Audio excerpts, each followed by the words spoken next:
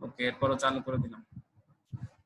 So there could be two type of quantization. One is mid-rise type, another one is mid-fret type. I think you have some idea about mid-rise and mid-fret from your previous lab classes. At first,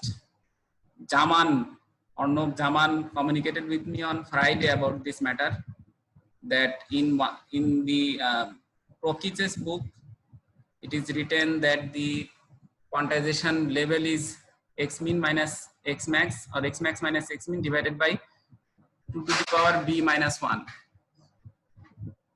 And in another book it is written 2 to the power b. So what is the difference? Actually the difference is this: mid rise type হচ্ছে এটা যখন আমি মাঝামাঝি বরাবর rising পাচ্ছি, মানে zero যে জায়গাটা মাঝখানে দুইটা সিগন্যালের নেগেটিভ এবং পজিটিভ যে দুইটা পার্ট আছে, এই দুইটার মাঝখানে যে পার্টটা আছে এটা হচ্ছে জিরো রাইজ করতেছে।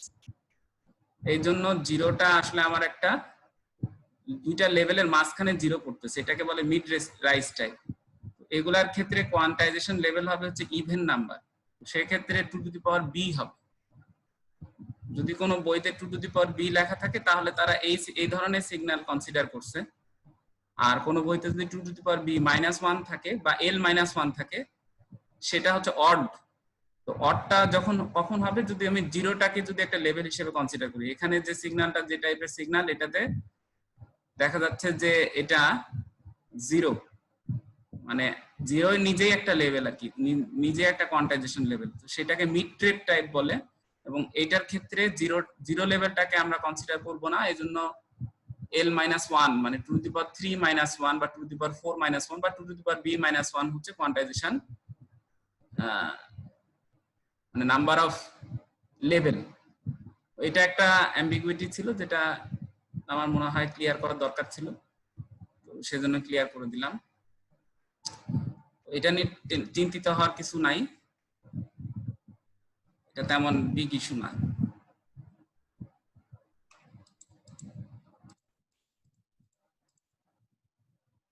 Let us start our today's class. Before I start, let us see in how many types you can represent discrete time signals. These are called the alternative representation that are more convenient to use. First one is the functional representation. Discrete time signal ke functionally এভাবে represent করা যায়। x of n is equal to 1 for n is equal to 1 and 3, মানে n এর দুইটা ভ্যালুর জন্য 1, for n is equal to 2 it is 4, আর 0 হচ্ছে l square. মানে এইটুক দেখে আমাকে আসলে বুঝতে হবে যে ডিজিটাল সিগন্যালটা দেখতে কেমন। তাহলে এর সিকোয়েন্স নাম্বার 1 আর 3 এ এর এই ডিজিটাল সিগন্যালটার ভ্যালু কত? 1। n is equal to যদি 2 হয় সেক্ষেত্রে সেই জায়গায় আমার ভ্যালু হচ্ছে অ্যামপ্লিটিউড ভ্যালু হচ্ছে 4, বাদ বাকি যত জায়গা আছে সব জায়গায় ভ্যালু হচ্ছে 0। আর একটা রিপ্রেজেন্টেশন আছে সেটাকে বলে ট্যাবুলার রিপ্রেজেন্টেশন। সেক্ষেত্রে এনটা হচ্ছে সেই আবার ডিসক্রিট টাইম -2 -1 0 1 2 3 4 5, এবং এর এই বিভিন্ন টাইমের রেসপেক্টে ইন্টিজার ভ্যালুগুলোর জন্য অ্যামপ্লিটিউড ভ্যালুগুলো x অফ n 0 0 0 1 4 1 0 0 এরকম আসে।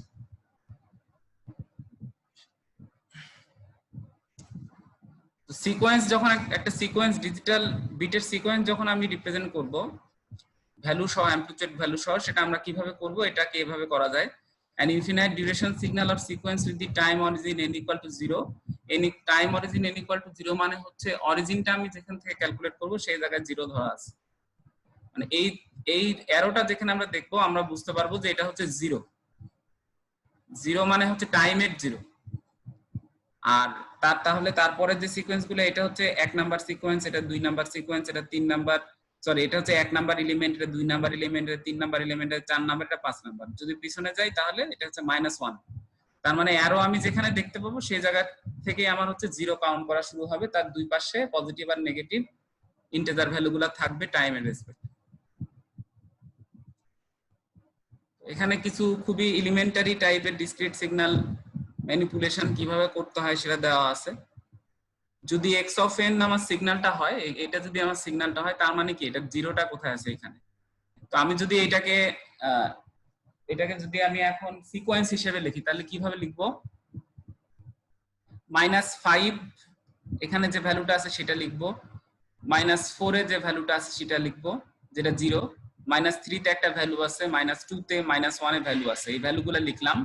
লেখার পরে যখন জিরোটা দিব তখন জিরোর নিচে একটা অ্যারো দিয়ে দিতে হবে যেটা যেটা ইন্ডিকেট করবে যে ওইখানে আমার টাইম 0।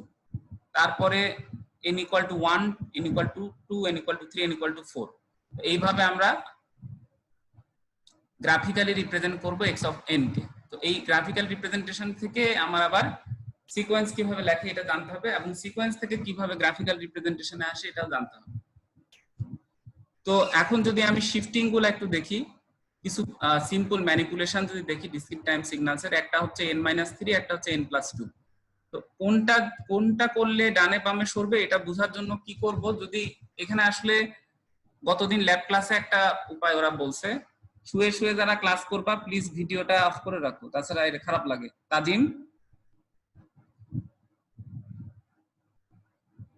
তাজিম ভিডিও অফ করো, তুমি যে শুয়ে আছো এটা দেখা যাচ্ছে।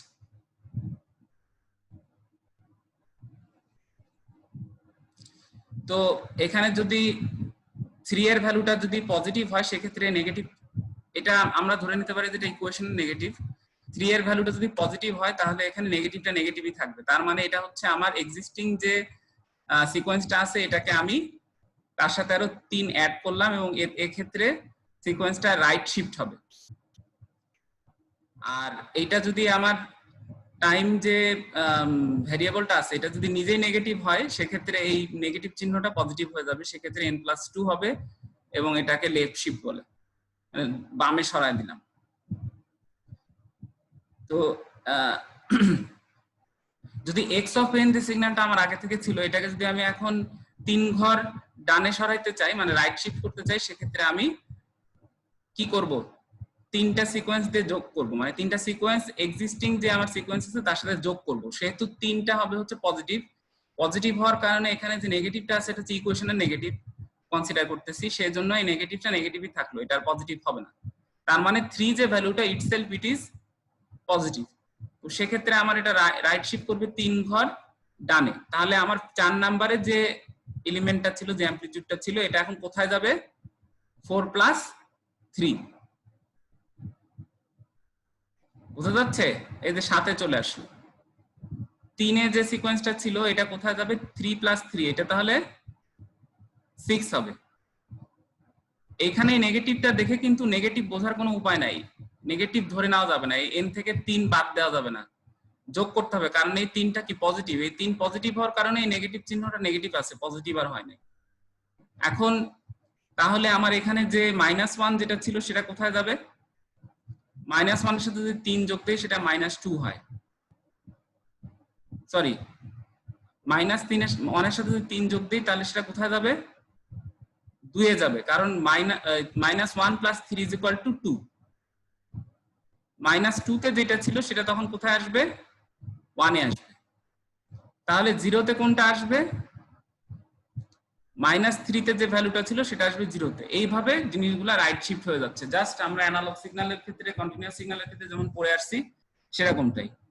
এখন এটাকে যদি আমি আবার 2 এর সাথে যোগ দেই, 2 যোগ দেওয়া মানে হচ্ছে +2, মানে হচ্ছে এখানে 2 এর ভ্যালুটা আসলে নেগেটিভ, তো সেক্ষেত্রে আমাকে এখন 2 বিয়োগ করতে হবে, যদি 2 বিয়োগ করি তাহলে এটা লেফট শিফট হবে।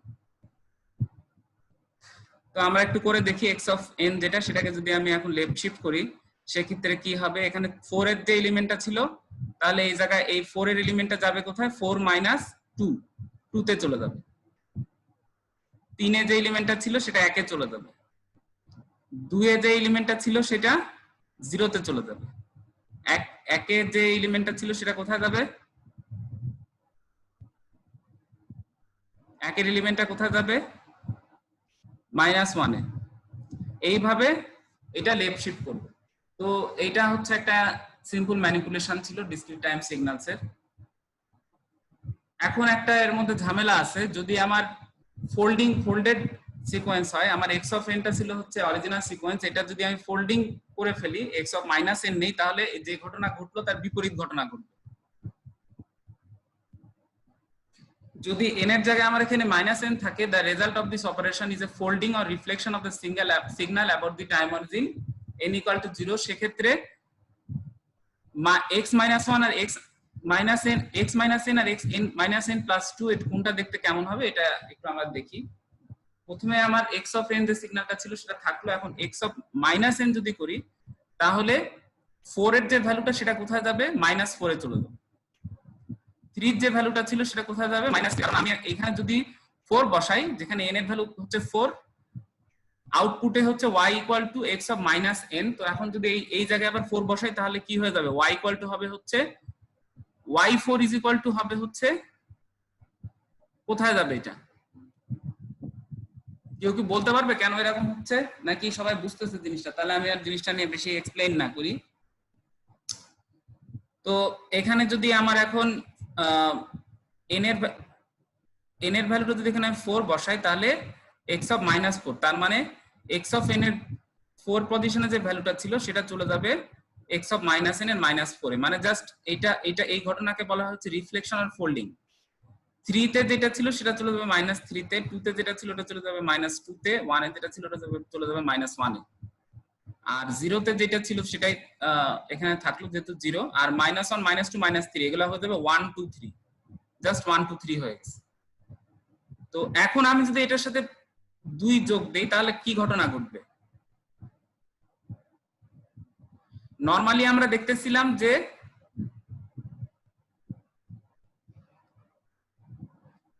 এখানে পজিটিভ সাইন থাকলে আমরা কি করতেছিলাম, লেফট শিফট করতেছিলাম না? এই যে এখানে পজিটিভ সাইন থাকলে আমরা লেফট শিফট করতেছিলাম, আর নেগেটিভ সাইন থাকলে করতেছিলাম রাইট শিফট। কিন্তু ফোল্ডেড সিগন্যাল বা রিফ্লেক্টেড সিগন্যালের ক্ষেত্রে জিনিসটা একটু উল্টা হবে, কারণ আমরা এখানে আমার টাইমটা নিজেই নেগেটিভ। সেক্ষেত্রে এখানে পজিটিভ 2 মানে হচ্ছে আমার জিনিসটা রাইট শিফট হবে। এটা এক একজন এক এক ভাবে বোঝে। যদি আমি এখন এটার সাথে -n এর সাথে যদি 2 যোগ দেই প্রত্যেকটার সাথে, তাহলে 3 নাম্বারের যে সিকোয়েন্সটা ছিল, 3 নাম্বার ইন্টিজার ভ্যালুতে যে সিকোয়েন্সটা ছিল সেটা চলে যাবে 5 এ, 2 এ যেটা ছিল সেটা চলে যাবে কততে, 4 এ, 1 এ যেটা ছিল সেটা চলে যাবে 3 এ। এইভাবে জিনিসটা এখন মানে ফোল্ডেড সিগন্যালের জন্য যে ঘটনাটা আমার নরমাল সিগন্যালের জন্য যেটা লেফট শিফট সেটা ফোল্ডেড সিগন্যালে রাইট শিফট হবে, আর নরমাল সিগন্যালে যেটা রাইট শিফট সেটা ফোল্ডেড সিগন্যালের ক্ষেত্রে লেফট শিফট হবে। এটা হচ্ছে পার্থক্য। মানে নরমালের ক্ষেত্রে রাইটটা ফোল্ডেড এর ক্ষেত্রে লেফট, আর নরমালের ক্ষেত্রে লেফটটা ফোল্ডেড এর ক্ষেত্রে হবে রাইট। তো এখানে আরেকটা জিনিস আছে, সেটাকে এই ঘটনাটাকে বলা হয় হচ্ছে ডেসিমেশন, মানে টাইমের রেসপেক্টে। এটা আমরা এর আগেও পড়ে আসছি এই ঘটনাটাকে। এটা কি কেউ জানে যে এটা কি জিনিস, এটা করলে কি হয়? স্যার জানি না স্যার, মেজর আরমান বলছি স্যার। আচ্ছা, এই ঘটনাটাও খুব সহজ। আমরা দুই ভাবে জিনিসটাকে করতে পারি। আমি জিনিসটা এরপরে আরেকবার দেখাবো। এটার ভালো উদাহরণ আমি, মানে এটা হচ্ছে ডেসিমেশন বলা। হ্যাঁ, ডেসিমেশন মানে হচ্ছে নাম্বার অফ এলিমেন্ট আমি কমাই দিলাম। তো সেক্ষেত্রে মানে এটাকে আমরা কন্টিনিউয়াস সিগন্যালের ক্ষেত্রেও কিন্তু পড়ে আসছি। সেটার ক্ষেত্রে আমরা এটাকে বলছি হচ্ছে, আমি নামটা ভুলে গেলাম, বাট ক্ষেত্রে মানে টাইমের কি ভ্যালুগুলো কমায় দেওয়া হয়, স্কেলিং। Yes, scaling. তো আমি এখানে আসলে কি করতেছি, কিছুই না, yn is equal to x of 2n। এখন আমি n এর যদি ভ্যালুগুলো বসাই তাহলে এখানে যে 1 যে ভ্যালুটা ছিল, এখানে যদি 1 বসাই তাহলে সেই ভ্যালুটা কোথায় চলে যাবে, 2 এ। 3 এ যে ভ্যালুটা ছিল সেটা কোথায় চলে যাবে, এখানে যদি 3 বসাই, এখানেও যদি 3 বসাই তাহলে সেটা চলে যাবে কোথায়, 6 এ। বোঝা যাচ্ছে জিনিসটা?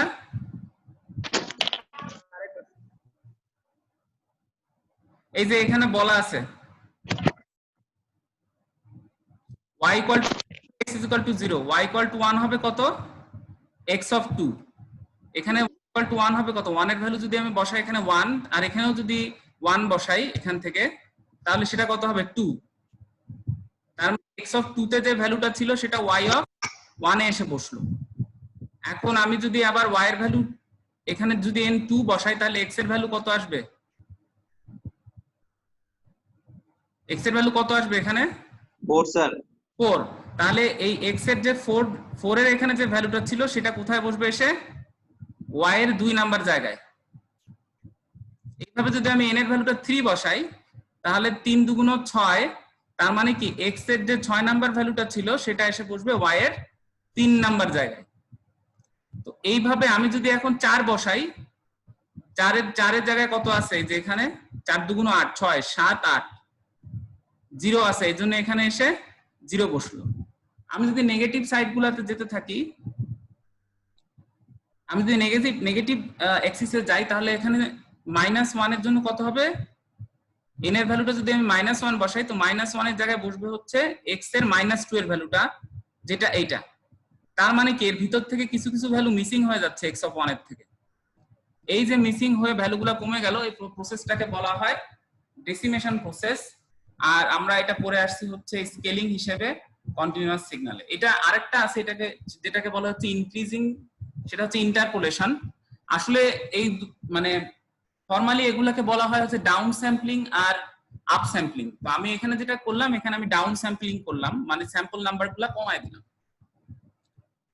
এগুলা আমরা কেন শিখতেছি? এগুলা এই এলিমেন্টারি অপারেশন গুলা শিখলে আমরা পরবর্তীতে যে বড় বড় অপারেশন গুলো আছে ডিসক্রিট সিগন্যালস এর, সেগুলা করতে আমাদের সুবিধা হবে। তো সিমিলারলি আমি যদি এখন এখানে -3 বসাই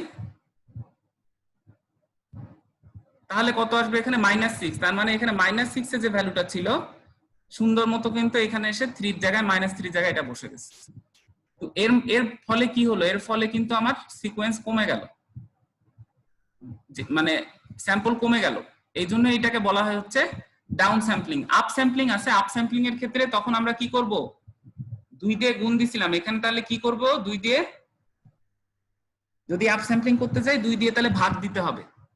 তো এটার একটা উদাহরণ ম্যাটল্যাবে করে আমি দেখাবো আজকে, সমস্যা নাই, পরবর্তী ক্লাসের একটা যে কোনো সময় আজকেই দেখাবো যে আপ স্যাম্পলিং করলে আসলে কি হয়। আপ স্যাম্পলিং করলে কিছু নতুন স্যাম্পল যোগ হবে যেগুলা ভ্যালু 0 থাকবে, কারণ আমার তো ওই নতুন ভ্যালু আমি অ্যাসাইন করতে পারবো না, সেহেতু ওই ভ্যালুগুলোর জায়গায় 0 থাকবে কিন্তু নতুন স্যাম্পল অ্যাড হবে। এখানে কি হচ্ছে? স্যাম্পল বাদ যাচ্ছে, বাট আমি যদি আপ স্যাম্পলিং করি সেক্ষেত্রে এখানে স্যাম্পল নতুন করে যোগ হবে।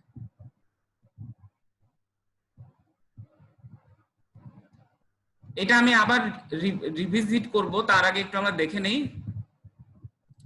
ফার্স্ট যে সিগন্যালটা আছে সেই সিগন্যালটাকে কি বলে।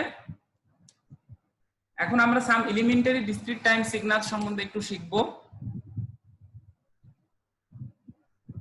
তো the unit sample sequence here it is denoted as delta n. Delta n is called impulse. The unit sample sequence is a signal that is 0 everywhere except at n equal to 0 where its value is unity. The signal is sometimes referred to as a unit impulse. Okay.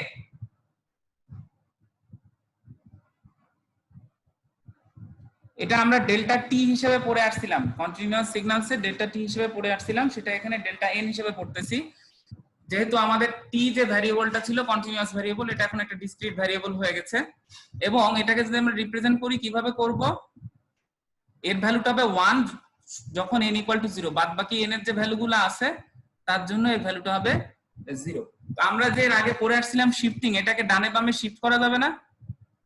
এই যে আমরা যেখানে shifting পড়ে আসছিলাম, ডেল্টাও কিন্তু একটা signal, তার মানে এই ডেল্টা সিগন্যালটাকে কি ডানে বামে শিফট করা যাবে? তাহলে আমি যদি বলি ডেল্টা n-1, তাহলে কি এই ভ্যালুটা কোথায় শিফট হয়ে আসবে? এখানে আসবে। ডেল্টা n-2 শিফট হয়ে কোথায় আসবে? এখানে আসবে। ডেল্টা n-3 কোথায় আসবে? এখানে আসবে। ডেল্টা n-4 এখানে। এখন যদি আমি বলি ডেল্টা n+1 তাহলে এখানে আসবে। ডেল্টা n+2 এখানে আসবে। ডেল্টা n+3 এখানে। বোঝা যাচ্ছে? তার মানে এই যে ডেল্টা এন যে ইম্পালস যে সিগন্যালটা, এটা কিন্তু খুব ইম্পর্টেন্ট একটা এলিমেন্টারি সিগন্যাল, কারণ এটা দিয়ে আমরা অনেক কাজ কাম করব ভবিষ্যতে। তো এই জন্য এই জিনিসটা সম্বন্ধে একটা আইডিয়া রাখতে হবে যে ডেল্টা এন কি জিনিস। ডেল্টা এন হচ্ছে এমন একটা সিকোয়েন্স যেটার ভ্যালু শুধুমাত্র 1 কখন n ইকুয়াল টু 0 তে, বাদ বাকি সময়ের ভ্যালুগুলো 0। বাট এই জিনিসটাকে কিন্তু শিফট করা সম্ভব, শিফট করে যে কোনো জায়গায় নিয়ে যাওয়া সম্ভব। আচ্ছা, তাহলে এখন আমরা যে পরবর্তী যে এলিমেন্টারি সিগন্যালটা দেখতেছি যেটাকে বলে ইউনিট স্টেপ, এইটা হচ্ছে 1 ফর n ইকুয়াল টু 0 আর n ইজ গ্রেটার দেন 0, মানে 0 থেকে কম যদি হয় নেগেটিভ অ্যাক্সিসে এটার কোনো ভ্যালু থাকবে না। তো আমি কি বলতে পারি যে এই ইউনিট স্টেপ যে সিগন্যালটা এটা অনেকগুলা ইম্পালস সিগন্যালের যোগফল? এটা কি বলা যাবে? কারণ আমি একটু দেখি যে এই ওয়ান সিগন্যালটাকে কিন্তু এটা এখানে ছিল, তার মানে এটা কি ডেল্টা অফ জিরো। এরপর কি এই জায়গার ভ্যালুটাকে আমরা কি বলতে পারি? Delta n minus one. এটাকে বলতে পারি কি ডেল্টা এন মাইনাস টু, এটা ডেল্টা এন মাইনাস থ্রি, এটা delta n minus four, delta n minus five, delta n minus six, এইভাবে। ঠিক আছে? তাহলে আমি যদি এখন এগুলোকে যোগ দেওয়া শুরু করি, delta of zero plus delta n minus one plus delta n minus two plus delta n minus three plus delta n minus four, এভাবে এভাবে ডেল্টা এন মাইনাস কে, যেখানে কে এর ভ্যালু আমরা বলে দিতে পারি যে কত হইতে পারে, বা কে এর ভ্যালু আমরা ইনফিনিটিও ধরতে পারি। সেক্ষেত্রে আমরা কি বলতে পারি যে এই ইউএন সিগন্যালটা আসলে অনেকগুলো ডেল্টা সিগন্যালের সামেশন, তাই না? এটা কি বোঝা গেছে নাকি এটাতে কোনো অ্যাম্বিগুইটি আছে?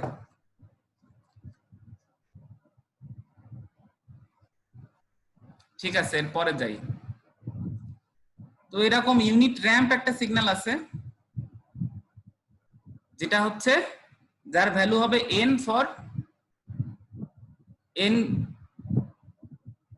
is greater than is equal to 0 আর 0 elsewhere। এখন এর ভ্যালুটা যদি n হয়, তার মানে আমি যত ভ্যালু পজিটিভ দিকে বাড়াতে থাকবো, 2 এর জন্য ভ্যালু 2, 3 এর জন্য ভ্যালু 3, তার মানে কি এটা একটা রাইজিং সিগন্যাল, তাই না?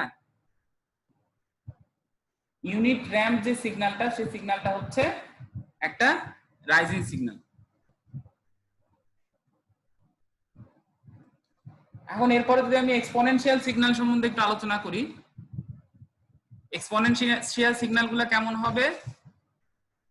x of n is equal to a to the power n for all n। এখন a আর n এর ডিফারেন্ট ভ্যালুর জন্য x of n দেখতে এক এক রকম হয়, সেটা আমরা একটু পরে দেখব। একটা চিত্র আছে বইতে, ফিগার 2.1.5, এই চিত্রটা আমরা দেখব। ঠিক আছে? তো the exponential signal is a sequence of the form x of n is equal to a to the power n for all n. If the parameter a is real, then x of n is a real signal, and otherwise যদি এর ভ্যালুটা যদি complex হয়, তাহলে এটা আর real signal. এটা তো আমরা জানি যে যদি এর ভ্যালুটা কমপ্লেক্স হয়, সেক্ষেত্রে সিগন্যালটা একটা কমপ্লেক্স সিগন্যাল হয়ে যাবে। সেক্ষেত্রে a is equal to r e to the power j theta, আমরা অয়লার্স আইডেন্টিটি থেকে গতদিন দেখছিলাম লেভেল, যে x of n is equal to r to the power n e to the power j theta n, তাই না? x of n এর ক্ষেত্রে যদি আমরা a to the power n এর ভ্যালুটা এখন বসাই, এর ভ্যালু যদি r e to the power j theta হয়, এটা যদি এর জায়গায় বসাই, তাহলে আলটিমেটলি আসে হচ্ছে r to the power n e to the power j theta n। তো এখন e to the power j theta n কে আমরা অয়লার্স আইডেন্টিটি থেকে লিখতে পারি cos theta n plus j sin theta n, যেখানে রিয়েল পার্টটা হচ্ছে rn cos theta n আর imaginary পার্টটা হচ্ছে rn sin theta n। তো এখানে দেওয়া আছে গ্রাফিক্যাল রিপ্রেজেন্টেশনটা, যে এর কোন ভ্যালুর জন্য আমার সিগন্যালটা দেখতে কেমন হবে। তো এটা একটু যদি কেয়ারফুলি কেউ গো থ্রু করে জিনিসটা, তাহলে সে নিজে একলাই বুঝতে পারবে। এজন্য আমি আর এটা খুব একটা এক্সপ্লেইন করতে চাচ্ছি না। যদি এর ভ্যালুটা 1 এর থেকে ছোট হয় বা 0 থেকে বড় হয়, সেক্ষেত্রে কি হবে? একটু বসাইলেই হবে। আমি n এর পাওয়ারটা বাড়াতে থাকি, আর এর ভ্যালুটা যদি 1 এর কম হয়, যদি মনে করি 0.5, সেক্ষেত্রে আমি যত n এর ঘাত বা পাওয়ার যত বাড়াতে থাকবো, তত কি হতে থাকবে? অ্যামপ্লিটিউডটা কমতে থাকবে, কমতে কমতে একসময় অনেক কমে যাবে। বোঝা যাচ্ছে? এর ভ্যালুটা যদি 1 এর থেকে বড় হয়, সেক্ষেত্রে কি প্রথমে যদি 1 এর থেকে বড় কত 2 ধরি, তাহলে প্রথমে ইনিশিয়াল ভ্যালুগুলো কি 2 two the power 0, 1 two the পাওয়ার 2 হচ্ছে 4 টু দি পাওয়ার 3, এভাবে আস্তে আস্তে এটা রাইজিং কার্ভ হবে একটা। তো এটা হচ্ছে এক্সপোনেনশিয়ালি ডিকেইং কার্ভ হবে যদি আমার রাশি বা ভ্যালু, যে ভ্যালুটা আমি নিয়ে কনসিডার করতেছি, সেই সিকোয়েন্সের ভ্যালুটা যদি 1 এর কম হয়, সেক্ষেত্রে পাওয়ার বাড়ার সাথে সাথে এটা ডিকেইং কার্ভ হবে। আর যদি 1 এর থেকে বড় হয়, 0 থেকে যদি ছোট হয়, সেক্ষেত্রে ডিকেইং কার্ভ হবে। আর 1 এর থেকে যদি বড় হয়, তাহলে রাইজিং কার্ভ।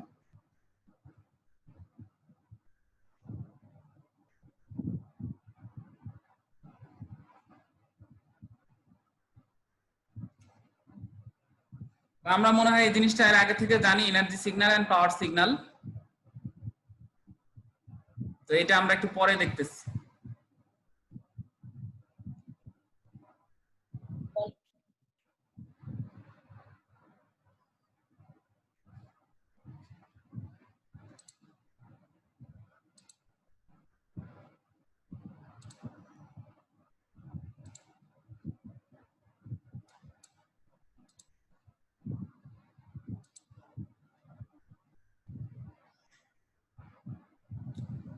তো আমরা বেসিক্যালি চ্যাপ্টার 2 যেটা কোকিসের বইয়ের সেই চ্যাপ্টারটা শুরু করি।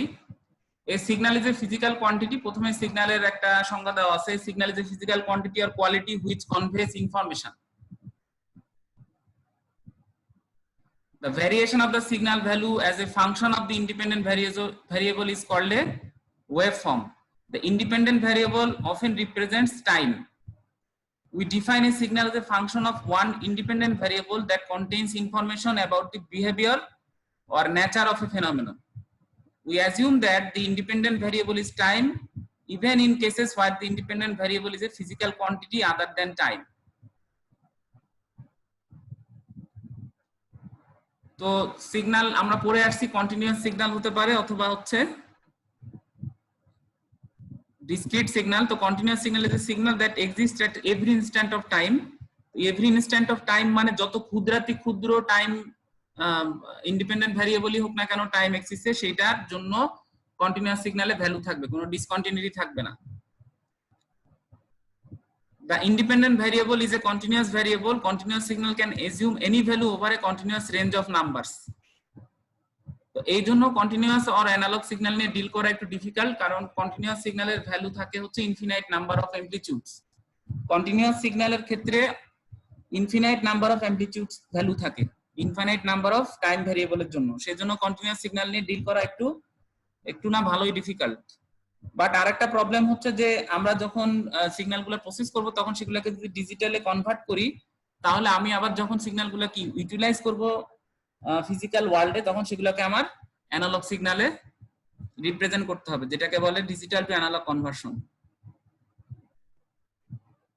তো most of the signals in the physical world are continuous time, যেমন voltage and current, pressure, temperature, velocity, এগুলো সবই কি কন্টিনিউয়াস। একটা নির্দিষ্ট টাইমের জন্য একটা নির্দিষ্ট টাইম, মনে করি 0 থেকে টি অথবা এই শুরু থেকে শেষ পর্যন্ত প্রত্যেকটা টি এর পয়েন্টের জন্য আমার একটা করে ভ্যালু আছে এই কার্ভটাতে। তার মানে কি এটা একটা কন্টিনিউয়াস সিগন্যাল। যদি এখানে কোথাও একটা ব্রেক থাকতো তাহলে বলতাম এটা একটা পিস ওয়াইজ কন্টিনিউয়াস, যেখানে এই পজিশনটাতে একটা ব্রেক আছে।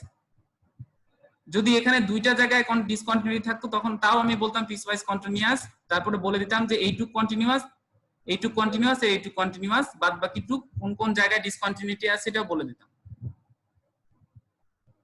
আর ডিসক্রিট টাইম যেটা, সেটা হচ্ছে a signal defined only for discrete values of time is called a discrete time signal. যদি t এর ভ্যালুটাকে যদি এখন ডিসক্রিটাইজ করে দেই, এই সিগন্যালটারে যদি বিভিন্ন ইন্টিজার ভ্যালুতে, t এর বিভিন্ন ইন্টিজার ভ্যালুতে যদি আমি অ্যামপ্লিটিউডগুলো সেভ করে রাখি, সেক্ষেত্রে এই সিগন্যালটা হয়ে যাবে ডিজিটাল সিগন্যাল। ডিজিটাল সিগন্যালের আমরা কাপল অফ ভ্যালুস নিয়ে কাজ করি, একটা সেট অফ অ্যামপ্লিটিউড ভ্যারিয়েবল নিয়ে কাজ করি। সেজন্য ডিজিটাল সিগন্যালগুলোকে ম্যানিপুলেট করা অনেক সহজ এবং স্টোর করা সহজ। কন্টিনিউয়াস সিগন্যালকে বেসিক্যালি স্টোর করা যায় না, এটাকে ডিজিটাইজ করে তারপরে স্টোর করতে হয়। আমরা যে গানগুলো শুনি অনেক সময় MP3 তে দেখা যায় যে এত বিট পার সেকেন্ড লেখা থাকে 128 to 256, এগুলা মানে হচ্ছে ওগুলা কত গতিতে কোয়ান্টাইজেশন করা আছে, মানে ওগুলার ভ্যালুগুলা কোন কোন জায়গায় নেওয়া আছে। যদি বেশি জায়গায় ভ্যালু নেওয়া থাকে তার মানে এটার স্পিড বেশি দেওয়া থাকে 256 কিলোহার্টজ, সেক্ষেত্রে দেখবো যে ডাটা সাইজটাও বেড়ে গেছে। একটা MP3 সঙ্গীত 128 কিলোবিট পার সেকেন্ড বা 128 কিলোহার্টজ যদি গতিতে যদি করা থাকে, তাহলে সেক্ষেত্রে সেটার যে স্টোরেজ হবে তার থেকে 256 তে করা থাকে তার থেকে স্টোরেজটা হবে বেশি এবং গানের কোয়ালিটিও হবে ভালো। তো discrete signal can be obtained by taking samples of an analog signal at discrete instant of time. Digital signal is a discrete time signal whose values are represented by digits. এই যে এখানে দেওয়া আছে, একটা হচ্ছে কন্টিনিউয়াস সিগন্যাল যে figure এটা হচ্ছে continuous time signal, and figure B যেটা সেটা হচ্ছে ডিসক্রিট টাইম সিগন্যাল। আমরা দেখতে পাচ্ছি যে বিভিন্ন ডিসক্রিট পজিশনে আমরা অ্যামপ্লিটিউড ভ্যালুগুলোকে সেভ করছি, যেমন এইখানে একটা ভ্যালু আছে, এইখানে একটা ভ্যালু আছে। এই সবগুলা ভ্যালুকে যদি আমি এখন ইন্টারপোলেট করি, সেক্ষেত্রে আমি এই ভ্যালুটা পাবো না পুরোপুরি, বাট এটার কাছাকাছি একটা ভ্যালু পাবো। কিন্তু আমরা এটা যদি একটা গানই হয় বা একটা স্পিচই হয়, সেক্ষেত্রে আমরা যখন এটাকে শুনবো তখন আমরা বুঝবো না যে আসলে আমরা এই সিগন্যালটা শুনলাম নাকি ইন্টারপোলেটেড একটা সিগন্যাল শুনলাম। আচ্ছা,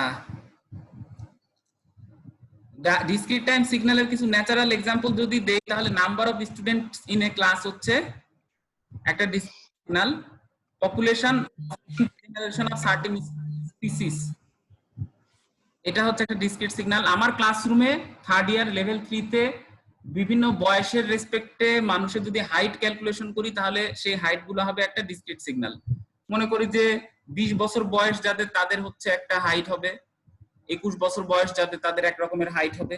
অথবা আমি যদি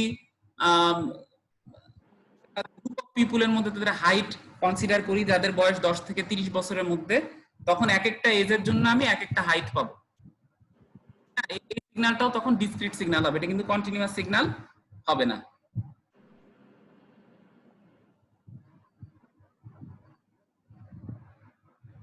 A sequence, discrete time signal or discrete signal data sequence of samples set is a collection of ordered samples. Ordered sample মানে স্যাম্পল গুলাকে সুন্দর করে গোছানো থাকবে এই সিকোয়েন্সের ভিতরে। In practical application we process finite length sequence, মানে প্র্যাকটিক্যাল অ্যাপ্লিকেশনের ক্ষেত্রে আমরা ফিনাইট লেংথের সিকোয়েন্স নিয়ে কনসিডার করি। ল্যাবরেটরিতে কখনো ইনফিনাইট লেংথ সিকোয়েন্স জেনারেট যায় না। যে কোনো একটা পিরিয়ডিক সিগন্যালও আমরা যদি বলি, পিরিয়ডিক যখন বলবো তখন বলবো যে একটা নির্দিষ্ট টাইম ভ্যালুর জন্য ওটা পিরিয়ডিক। কারণ পিরিয়ডিসিটির যে কন্ডিশন আমরা জানি, পিরিয়ডিসিটির কন্ডিশন কি, একটা সিগন্যাল যদি এক্স অফ টি হয়, এটার সাথে যদি আমি একটা ফুল পিরিয়ড যোগ দেই তাহলে আগের যে সিগন্যালটা ছিল যদি ব্যাক আসে তাহলে বলবো আমি যে সিগন্যালটা পিরিয়ডিক। কিন্তু আসলে কোনো সিগন্যালই পিরিয়ডিক হবে না ইনফিনাইট টাইম ডিউরেশনের জন্য। একটা সিগন্যাল পিরিয়ডিক হইতে পারে একটা টাইম পিরিয়ডের জন্য, যে এইটুক টাইম পিরিয়ডের জন্য সিগন্যালটা পিরিয়ডিক। আর ইনফিনাইট লেংথ সিকোয়েন্স আসলে ল্যাবরেটরিতে জেনারেট করা সম্ভব না, কারণ প্রত্যেকটা সিকোয়েন্সেই আমি যখন জেনারেট করব তখন একটা স্টার্টিং টাইম থাকবে এবং একটা ফিনিশিং টাইম থাকবে, সেজন্য ইনফিনাইট লেংথ সিকোয়েন্স জেনারেট করা যায় না, মানে এটা আর কি অসম্ভব, impossible. Sequence is often a sampled version of a continuous signal. যে স্যাম্পল গুলা নিয়ে আমরা কাজ করবো এগুলা বেসিক্যালি বেশিরভাগ ক্ষেত্রে একটা কন্টিনিউয়াস সিগন্যালের স্যাম্পল হবে। এটা আমরা অলরেডি দেখে আসছি যে ডিফারেন্ট টাইপ অফ রিপ্রেজেন্টেশন হতে পারে। একটা হচ্ছে functional representation, if I represent it as a function. Tabular রিপ্রেজেন্টেশনটা এরকম হয়, রিপ্রেজেন্ট করি তাহলে জিনিসটা কোথায় আমার জিরো সেটা দেখাই দিতে হবে। যে অ্যারোটা দিয়ে দেখাচ্ছি তার মানে এটা হচ্ছে এক্সিসের জিরো, এর পরে পজিটিভ ভ্যালু আছে এক্সিসে, টাইম এক্সিসে, আর তার পিছনে যত আছে লেফটে সব নেগেটিভ ভ্যালু।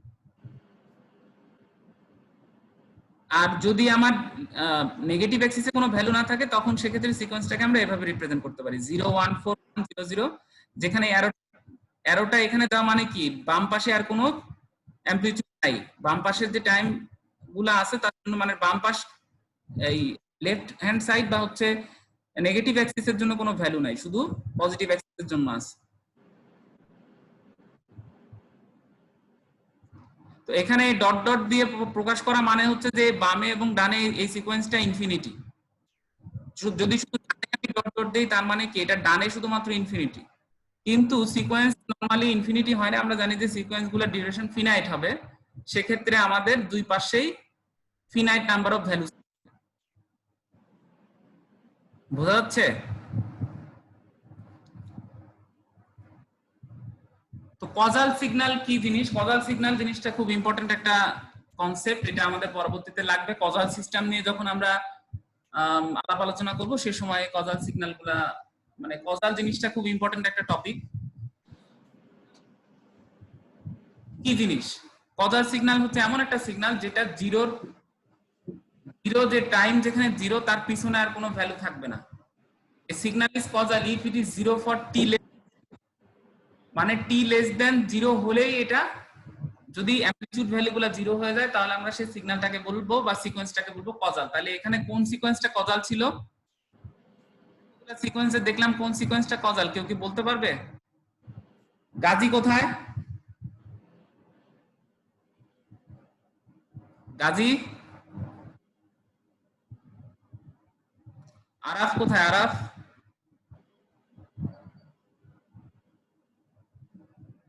আরাফ গাজী কেউ আসো? অর্ণব আসো? জি স্যার। এই এতগুলো সিকোয়েন্স দেখলাম, এর মধ্যে কত সিকোয়েন্স কোনটা অর্ণব বলো তো? স্যার কজালের স্যার ডেফিনেশনটা স্যার একটু দেখি নাই। ঘুমাচ্ছিল নাকি? কজাল মানে হচ্ছে যদি টি লেস দেন জিরোর জন্য জিরো হয় সেক্ষেত্রে সেই সিগন্যালটাকে বলবো আমরা কজাল সিগন্যাল।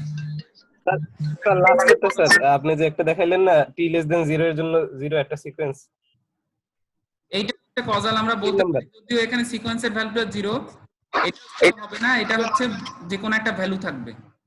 যদি এরকমটা হয় সেক্ষেত্রে আমরা বলতে পারি যে লেফট মানে নেগেটিভ অ্যাক্সিসের জন্য যদি সিকোয়েন্সটার কোনো ভ্যালু না থাকে সেক্ষেত্রে আমরা সেই সিকোয়েন্সটাকে বলতে পারি কজাল সিকোয়েন্স বা কজাল সিগন্যাল।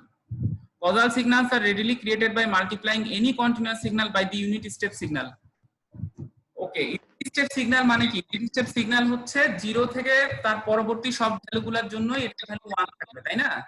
তো ইউনিট স্টেপ সিগন্যাল দিয়ে যদি আমি কোনো একটা সিকোয়েন্সকে গুণ দেই তাহলে সিকোয়েন্সের আর যত ভ্যালু আছে নেগেটিভ এক্সিসে সব কি মিনিমাইজ হয়ে যাবে, শুধুমাত্র 0 থেকে তার পরবর্তী ভ্যালুগুলোর জন্য আমরা অ্যামপ্লিটিউড ভ্যালু পাবো। সেক্ষেত্রে সেই সিগন্যালটা একটা কজাল সিগন্যাল হয়ে যাবে।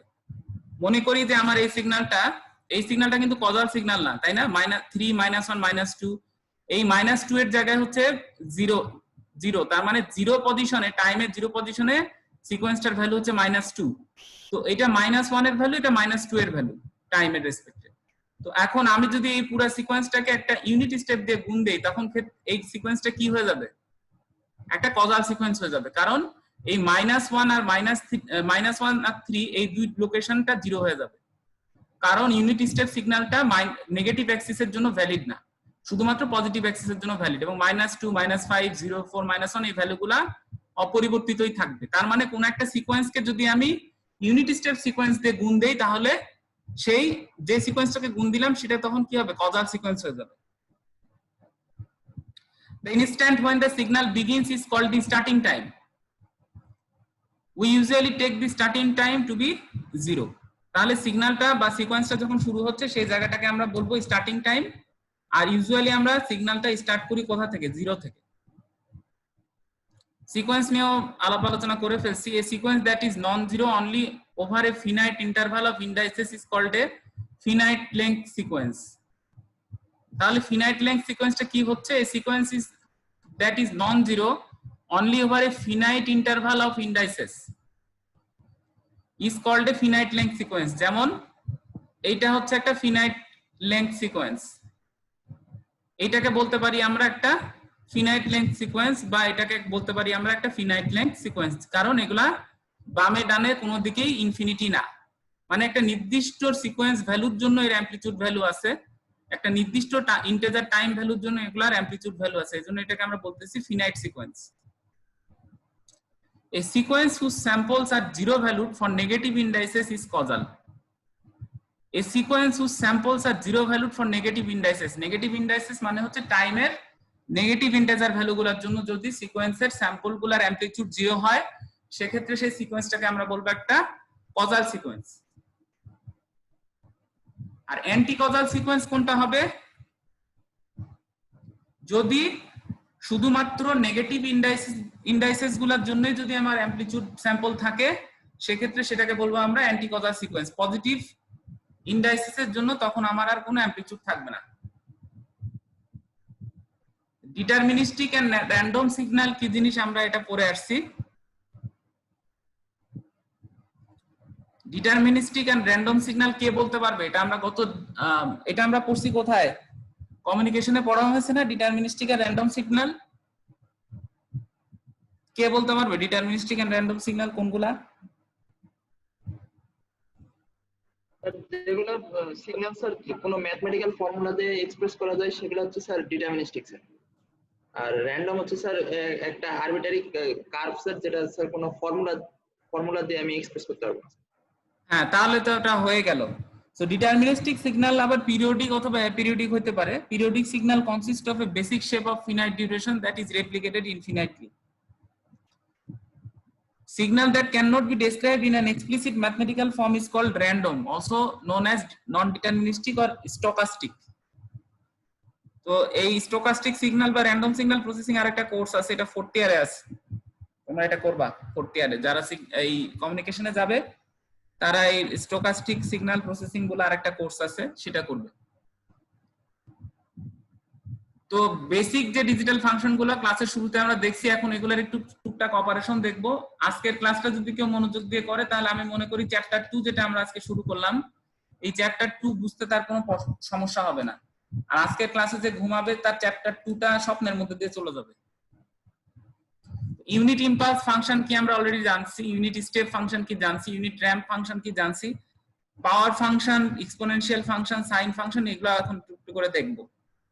বেসিক্যালি আমাদের কাজ কিন্তু ইম্পালস আর স্টেপ এই দুইটা নিয়ে বেশি হবে, ঠিক আছে?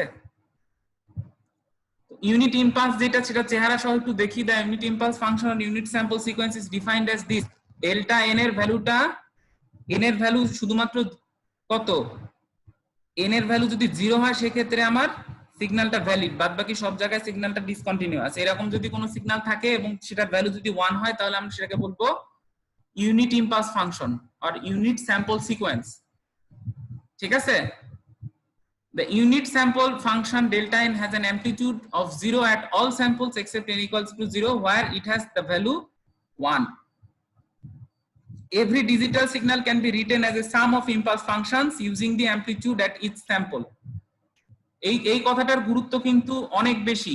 Every digital signal can be written as a sum of impulse function. আমি কিন্তু কিছুক্ষণ আগে বলেছিলাম যে ইউনিট স্টেপ যে সিগন্যালটা, এটাকেও সাম অফ ইউনিট ইম্পালস দিয়ে প্রকাশ করা যায়। এখন আমি শুধুমাত্র ইউনিট স্টেপ না, যে কোনো সিগন্যালকেই সাম অফ ইম্পালস ফাংশন দিয়ে রিপ্রেজেন্ট করতে পারি, কিন্তু সেক্ষেত্রে আমাকে ইউজ করতে হবে কি, ওই স্যাম্পলগুলোর অ্যামপ্লিটিউড ইউজ করতে হবে, কারণ ইউনিট ইম্পালসের অ্যামপ্লিটিউড সব সময় 1। তো কোথাও যদি আমি একটা সিগন্যাল রিপ্রেজেন্ট করতে চাই 2, 3, 4, সেক্ষেত্রে ওই জায়গায় আমার 2, 3 এবং 4 দিয়ে ইউনিট ইম্পালসকে গুণ দিতে হবে এবং যে পজিশনে ওই সিগন্যাল সিকোয়েন্স গুলো আছে সেই পজিশনে আমার ইউনিট ইম্পালসকে শিফট করতে হবে। এরপর ইউনিট ইম্পালস গুলোকে যদি যোগ করি তাহলে ওই সিগন্যালটা, যেটা নিয়ে কথাবার্তা বলতেছি, যেটাকে আমরা ইম্পালস ফাংশনে রিপ্রেজেন্ট করতে চাচ্ছি, সেটা পেয়ে যাব।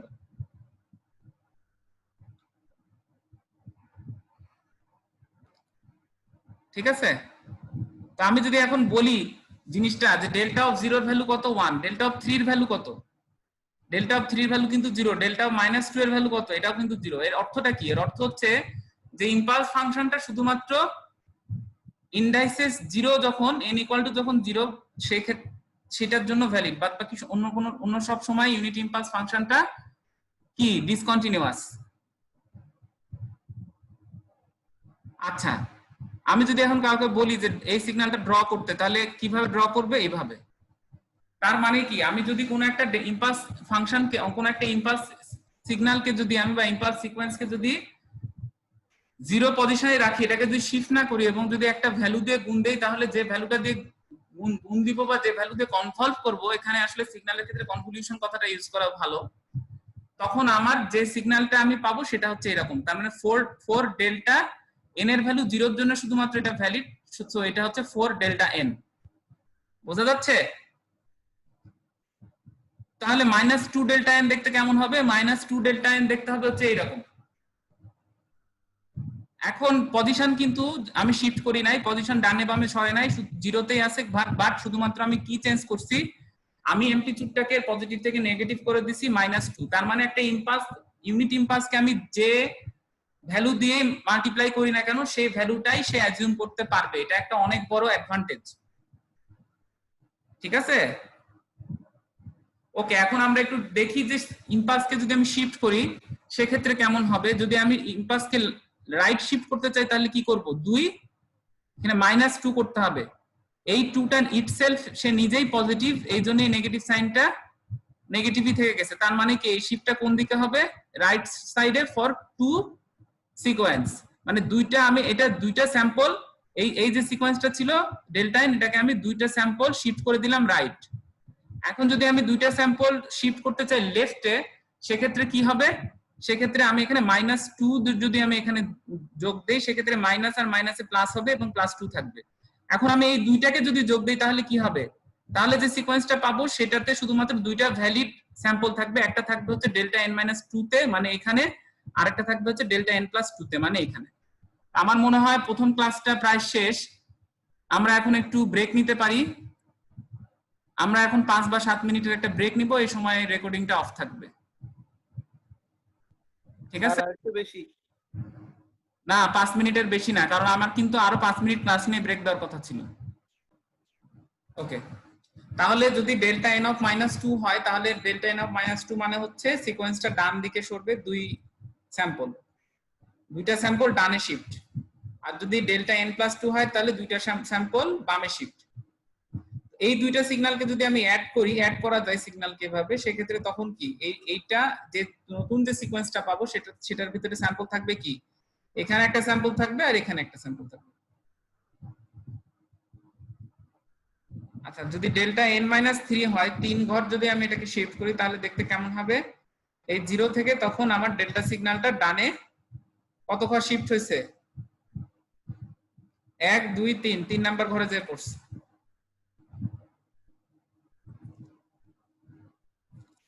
আচ্ছা,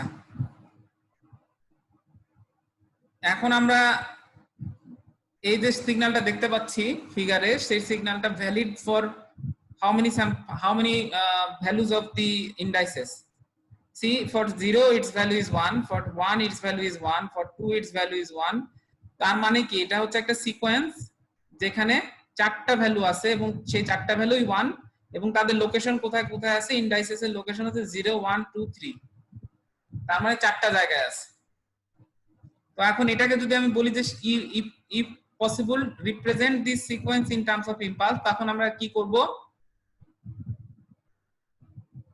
এটাকে কিভাবে রিপ্রেজেন্ট করব? ও আরেকটা স্যাম্পল ভ্যালু আছে যেটা হচ্ছে 4 এ আছে, 4 এর ভ্যালুটা 0। তো প্রথম ভ্যালুটা কি? ডেল্টা এন, যেহেতু 0 তে যে ইম্পালসটা থাকে আমরা জানি এটা হচ্ছে ডেল্টা এন, তার সাথে যোগ করব কি ডেল্টা এন -1, তার মানে একটা শিফট হয়ে গেছে। এই স্যাম্পলটাকে রিপ্রেজেন্ট করব কিভাবে? Delta N -1। এই স্যাম্পলটাকে কিভাবে রিপ্রেজেন্ট করব? Delta N -2। এই স্যাম্পলটাকে কিভাবে রিপ্রেজেন্ট করব? Delta N -3। আর এই স্যাম্পলটাকে কিভাবে রিপ্রেজেন্ট করব? Delta N -4। এইভাবে ডেল্টা বা ইম্পালস দিয়ে আমি যে কোনো একটা সিগন্যালকে রিপ্রেজেন্ট করতে পারি। এখন এখানে ভ্যালু যদি 1 না থেকে ভ্যালু 0.5 থাকতো, তাহলে এখানে আমি কি করতাম? 0.5 দিয়ে এটাকে মাল্টিপ্লাই করে দিতাম। ডেল্টা এন -1 যে পজিশনটা, এখানে যদি 0.5 থাকতো তাহলে কি করতাম? 0.5 দিয়ে মাল্টিপ্লাই করে দিতাম। বোঝা যাচ্ছে? স্যার একটা ডাউট আছে। হ্যাঁ স্যার ডেল্টা n-4 যেটা স্যার, হ্যাঁ, এটা 0। ওটা কি স্যার ওই জিরোর লাইনে থাকবে স্যার এক্স অ্যাক্সিসে, নাকি স্যার ওইটা স্যার উপরে ওঠার কথা না স্যার? না, এটা হচ্ছে, আমি তো ইউনিট স্টেপ নিয়ে চিন্তা ভাবনা করতেছি না, এখানে আমি একটা সিকোয়েন্স নিয়ে চিন্তা করতেছি যার ভ্যালু হচ্ছে 1 1 1 1 0। বোঝা গেছে? স্যার জিরোটা কেমনে হইলো? 0 এখানে একটা ভ্যালু আমি কনসিডার করে নিছি, আমি ইচ্ছা করলে এগুলাকেও নিতে পারতাম 0 হিসেবে, নেই নাই। মানে এখানে এটা দেখানোর উদ্দেশ্যটা কি? এখানে দেখানোর উদ্দেশ্য হচ্ছে ডানে বামে যত ভ্যালুই থাকুক না কেন, এগুলাকে ডেল্টা দিয়ে রিপ্রেজেন্ট করা যায়। এবং মনে রাখতে হবে যে 0 কিন্তু একটা স্যাম্পল ভ্যালু।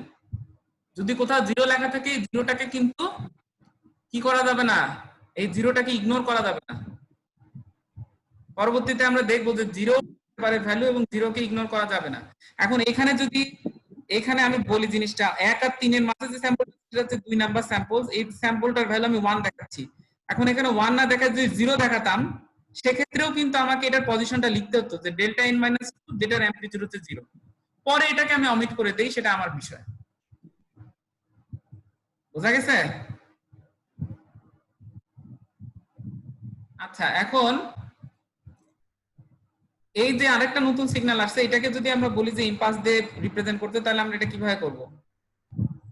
দেখি, প্রথমে আমার 0 তে কত ভ্যালু আছে? 0 তে আছে 4, তার মানে এটা হচ্ছে ডেল্টা 4 ডেল্টা এন। এটা নিয়ে কি কারো কোনো ডাউট আছে? 4 ডেল্টা এন এটা। আচ্ছা, তারপরে যে ভ্যালুটা আছে সেটা কোথায় আছে? 1 এ আছে। তাহলে আমি 1 এ যাব কিভাবে? 0 থেকে 1 এ যাওয়ার পদ্ধতি হচ্ছে ডেল্টা এন -1, তাই না? এই যে ডেল্টা এন -1 চলে গেছি, কিন্তু এটার অ্যামপ্লিটিউড কত? -2, সেজন্য এখানে -2 দিয়ে দিছি। আচ্ছা, এরপরে ভ্যালু আছে কত? 3 আছে কোন পজিশনে? 2 এ। তাহলে আমি এখানে যাব কিভাবে? প্রথমে আমি ইম্পালসটাকে এই পর্যন্ত নিয়ে যাই। কিভাবে নিয়ে যাব? ডেল্টা এন -2, আর এটার অ্যামপ্লিটিউড আছে কত? 3, তাহলে এটাকে আমি 3 দিয়ে গুণ দিয়ে দিই। আচ্ছা, এরপরে যেটা আছে সেটা হচ্ছে -1, এবং সেটা লোকেশন কি? n = 3। তাহলে এটা যদি শিফট করি, রাইট শিফট করি, সেক্ষেত্রে ডেল্টা n -3 একটা নেগেটিভ চিহ্ন সহ। তার মানে এই এই সবগুলা ইম্পালসকে যদি যোগ দেই আমি, তাহলে এই টোটাল সিকোয়েন্সটা পাবো।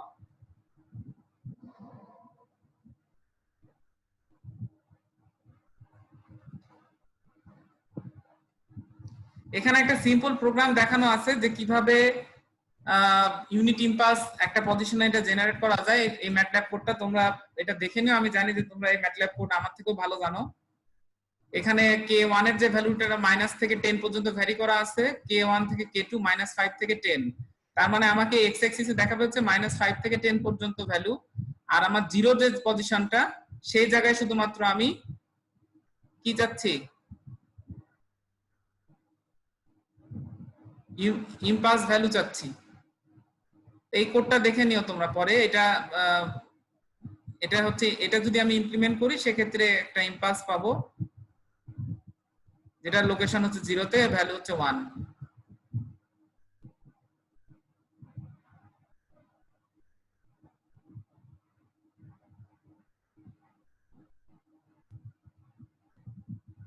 এখন নতুন যে ফাংশনটাতে যাব সেটা হচ্ছে ইউনিট স্টেপ। নতুন না, এটা সবাই জানে ইউনিট স্টেপ, বা ডিসক্রিট সিগন্যালের ক্ষেত্রে, ডিসক্রিট সিস্টেমস এর ক্ষেত্রে কি রকম লাগে দেখতে সিকোয়েন্সে ইউনিট স্টেপ সিকোয়েন্স গুলা, সেটা আমরা একটু জানবো। The unit step function or unit step sequence is defined as the sequence with values 1 for n is greater than equal to 0, মানে n এর ভ্যালু 0 তে এবং n এর ভ্যালু যদি 0 থেকে বড় হয় তাহলে সিকোয়েন্সের ভ্যালু হবে 1, বাদ বাকি সময় হবে 0। তো ইজিলি কিন্তু এটা আমি এখানে কত 4 পর্যন্ত দেখানো আছে, এই 4 পর্যন্ত আমরা ইম্পালস দিয়েও কিন্তু লিখতে পারবো, তাই না? এটা কিন্তু একটু মাথায় রাখতে হবে যে এটাকে আমরা ইম্পালস দিয়েও লিখতে পারবো। The unit step function has an amplitude of 0 for n less than 0 and amplitude of 1 for all other samples, মানে n এর ভ্যালু যদি 0 সমান না, 0 থেকে শুধু ছোট হয়, সমানের জন্য কিন্তু u ভ্যালিড, মানে ইউনিট স্টেপ ফাংশনটা t is equal to 0 বা n equal to 0 এর জন্য ভ্যালিড। সেজন্য এখানে n equal to n greater than equal to 0 লেখা আছে। The signal u of -1 has the value on up to the including to and including n equal to 0 and the value 0 thereafter.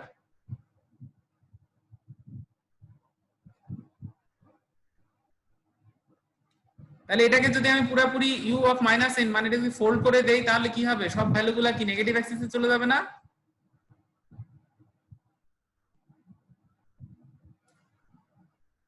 Just fold করে দিছি, u of n কে যদি fold করি তাহলে এই যে ভ্যালুগুলা ছিল এই পজিটিভ অ্যাক্সিস থেকে সব নেগেটিভ অ্যাক্সিসে চলে যাবে। এই ঘটনাটাকে বলে ফোল্ডিং করা। ওকে, তাহলে যদি আমি এখন কাউকে বলি যে u of -1 এটার ভ্যালু কত, 0, u of 0 কত হবে 1, u of 1 কত হবে 1, এইভাবে যতদূর পর্যন্ত যদি আমি n পর্যন্ত ভ্যালুটাকে এক্সটেন্ড করি সেক্ষেত্রে 0 থেকে n পর্যন্ত ভ্যালুগুলো সবকিছু হবে আমার 1 ইউনিট স্টেপ সিগন্যালের জন্য। এখন স্কেল ইউনিট স্টেপ ফাংশন হচ্ছে যদি আমি ইউনিট স্টেপ ফাংশনটার অ্যামপ্লিটিউড গুলাকে স্কেলিং করি। এখানে যেমন আমি এটা মাল্টিপ্লাই করছি 3 দিয়ে, তার মানে ইউনিট স্টেপ সিগন্যাল যেটা আছে সেটার প্রত্যেকটার ভ্যালু হবে 3। এর আগে দেখতেছিলাম যে 1, তো u of n শুধুমাত্র 1, বাট এটার সাথে যদি আমি 3 মাল্টিপ্লাই করে দেই তাহলে ভ্যালুগুলো হয়ে যাবে সব 3, এবং 3 ভ্যালু স্টার্ট হবে হচ্ছে n equal to 0 থেকে পরবর্তী n পর্যন্ত। এখন আমি যদি এই বস্তুকে শিফট করতে চাই, রাইট শিফট লেফট শিফট, তাহলে কেমন হবে? একটা ইউনিট স্টেপ ফাংশনকে যদি আমি শিফট করতে চাই, রাইট শিফট করতে হলে ওই আবার আমাকে এখানে মাইনাস দিয়ে 2 লিখতে হবে, 2 ঘর যদি রাইট শিফট করতে চাই তাহলে এটা রাইট শিফট হবে 2 ঘর। আর যদি এখানে 2 এর ভ্যালুটা নিজেই নেগেটিভ হয় সেক্ষেত্রে মাইনাস আর মাইনাস মিলে প্লাস হবে, সেক্ষেত্রে এটা শিফট হবে কোন দিকে, লেফট সাইডে। সবসময় মনে রাখতে হবে যদি এখানে নেগেটিভ চিহ্ন থাকে তাহলে এই 2টা যোগ দিতে হবে স্যাম্পল ভ্যালুর সাথে, তার মানে x of n যেটা ছিল বা u of n ছিল সেটার সাথে 2 যোগ দিলে তারপর আমি প্রত্যেকটা স্যাম্পলের পজিশনের সাথে 2 যোগ দিলে আমরা নতুন স্যাম্পলটার পজিশন পাবো। এটার ক্ষেত্রে যদি 2 বিয়োগ দেই প্রত্যেক স্যাম্পলের পজিশনের সাথে তাহলে আমরা নতুন স্যাম্পলটা পাবো। আচ্ছা, এটা একটু আগে বলে আসলাম, একটু গ্রাফিক্যালি দেখি। যদি u of -n হয় তাহলে কি হবে, u of -n হলে ইনক্লুডিং 0 0 পজিশন, কারণ -0 মানে 0, তো এই জন্য যে পজিটিভ অ্যাক্সিসের যত ভ্যালু ছিল 1 ইউনিট স্টেপের, এগুলো সব চলে যাবে নেগেটিভ অ্যাক্সিসে।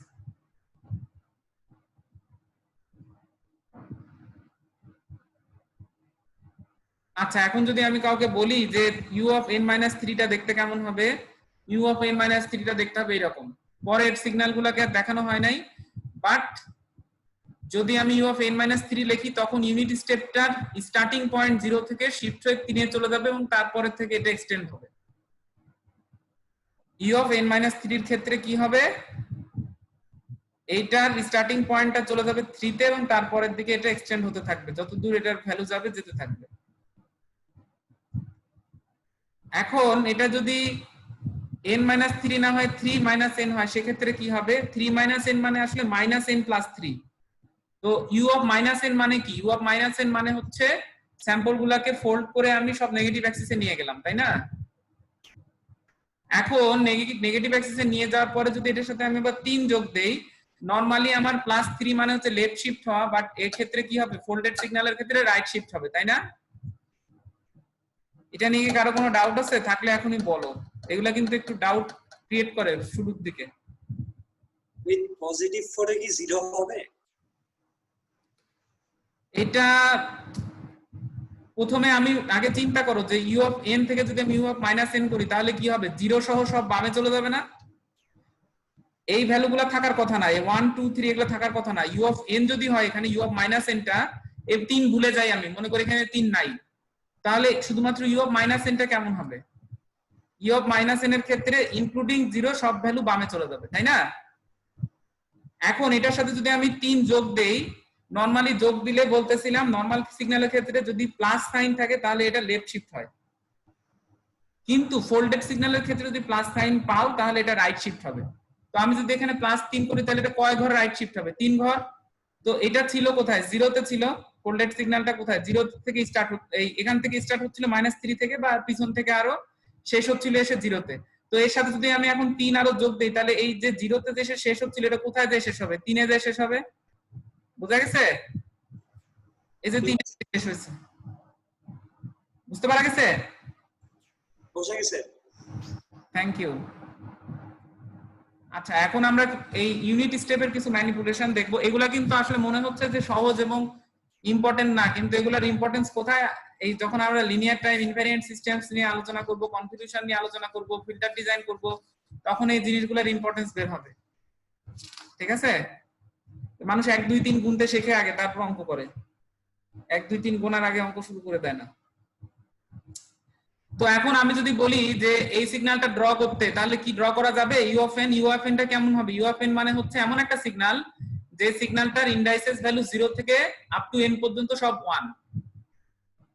আর এখানে n-2 কি হবে, n-2 টা তাহলে রাইট শিফট হবে, রাইট শিফট হয়ে কোথা থেকে শুরু হবে, এটা 2 থেকে শুরু হবে এবং তারপর n পর্যন্ত 1।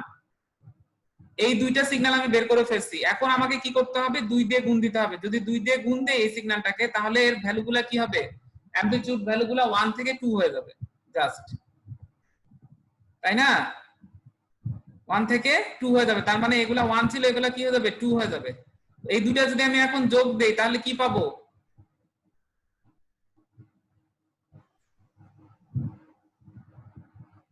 কেউ বলো কি পাবো?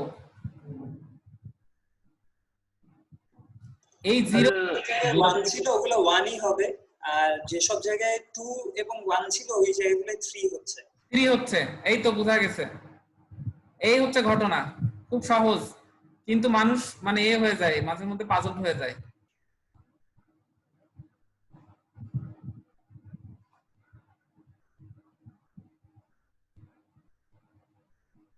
ইউনিট স্টেপ ফাংশনটা কিভাবে লেখা যাবে সেটারও একটা কোড এখানে দেওয়া আছে। ইউনিট স্টেপটা আমরা, এটা হচ্ছে যেহেতু ল্যাবরেটরিতে একটা শিখতেছি ল্যাবে, সেজন্য আমি এটা এক্সপ্লেইন করতেছি না।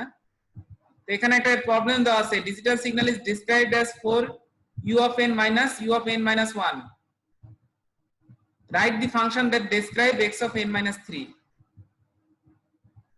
এটা আমি তোমাদের জন্য ছেড়ে দিলাম, এটা আমি আর বলতেছি না, এটা খুব সহজ, না পারলে পরের দিন দেখা যাবে।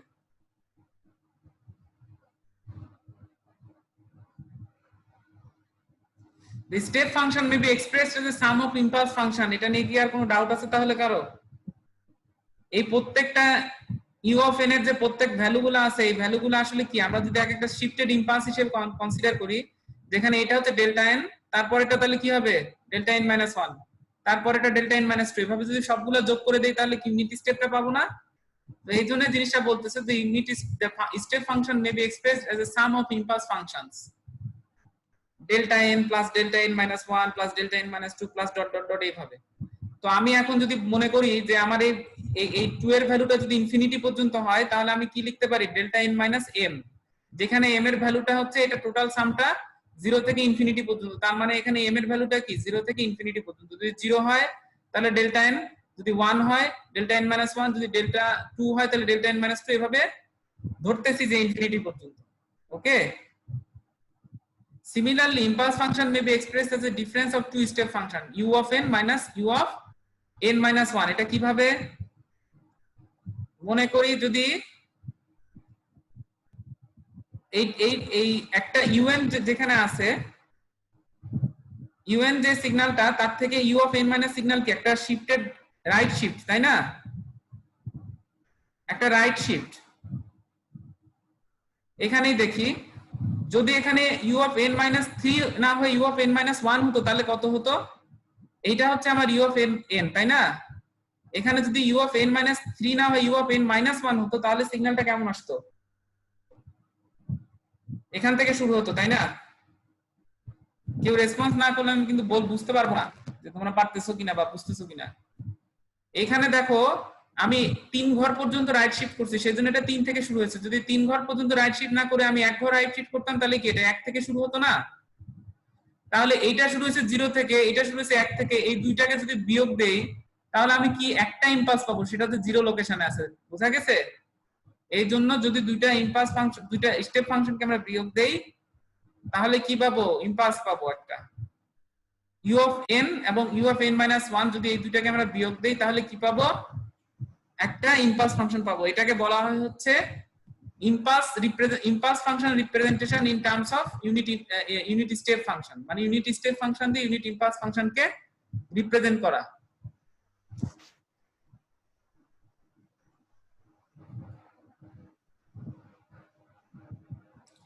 আচ্ছা, এখন এখানে যে সিগন্যালটা আছে এই সিগন্যালটাকে যদি বলা হয় যে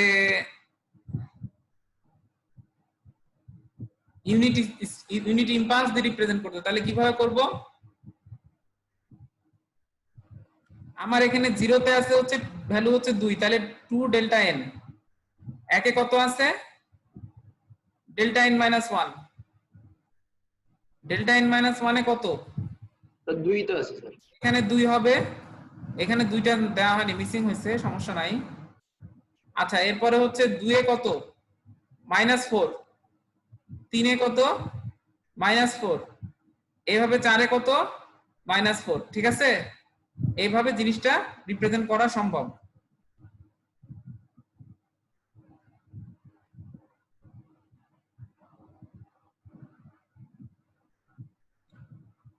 আর ইউনিট স্টেপ দিয়ে যদি রিপ্রেজেন্ট করতে চাই তাহলে 2u of n, মানে এই 2u of n যেটা সেখান থেকে বিয়োগ দিচ্ছি 6u of n minus 2। n minus 2 কোনটা?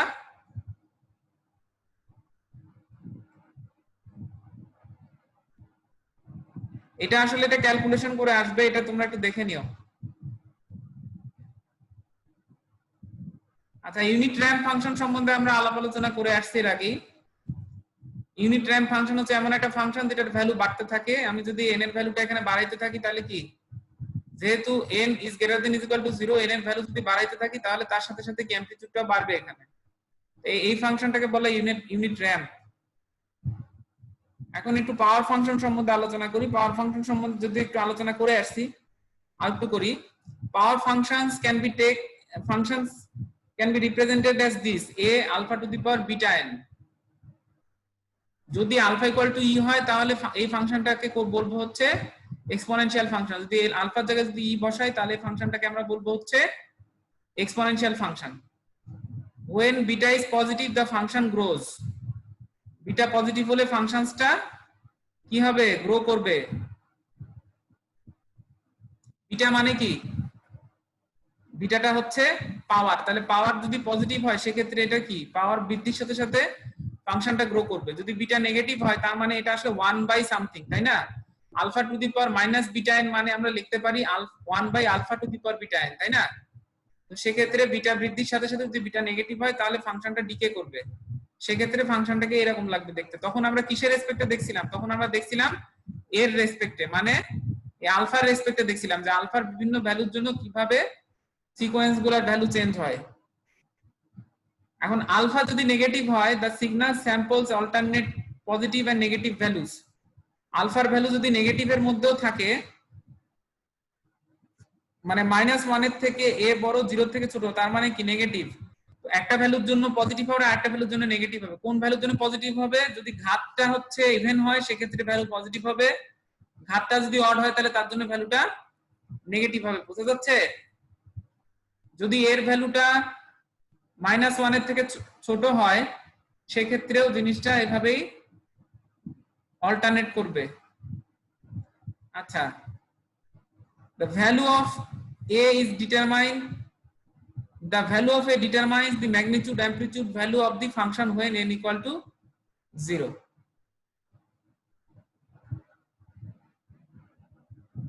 তাহলে কেউ যদি বলে যে x of n equal to -0.6 to the power n টাকে ড্র করতে, এটা তাহলে কি হবে? ডিকেইং হবে নাকি হচ্ছে রাইজিং হবে? এটা অবশ্যই ডিকেইং হবে, কারণ আমার এই এখানে যে ভ্যালুটাকে আমি পাওয়ার দিচ্ছি সেই ভ্যালুটার হচ্ছে 1 এর থেকে ছোট, তাই না? 1 এর থেকে ছোট একটা সংখ্যাকে যদি এভাবে আমি পাওয়ার বাড়াইতে থাকি তাহলে কি হবে? এটার অ্যামপ্লিটিউডটা আস্তে আস্তে কমতে থাকবে। নট অনলি দ্যাট, এটার ভ্যালু 1 এর থেকে ছোট, তার মানে কি এখানে n যদি ইভেন থাকে তাহলে আমি পজিটিভ অ্যাক্সিসে ভ্যালু পাবো, n যদি অড থাকে তাহলে নেগেটিভ অ্যাক্সিসে ভ্যালু পাবো। মানে হচ্ছে আর কিভাবে ভেঙে বলবো, 2 টু দি পাওয়ার 2 মানে কত? 4, আর -2 টু দি পাওয়ার 2 মানেও 4, তাই না? কিন্তু -2 টু দি পাওয়ার 3 মানে হচ্ছে -8, এটা আমরা সবাই জানি। তো এই জন্য ভ্যালুগুলো অল্টারনেট হচ্ছে।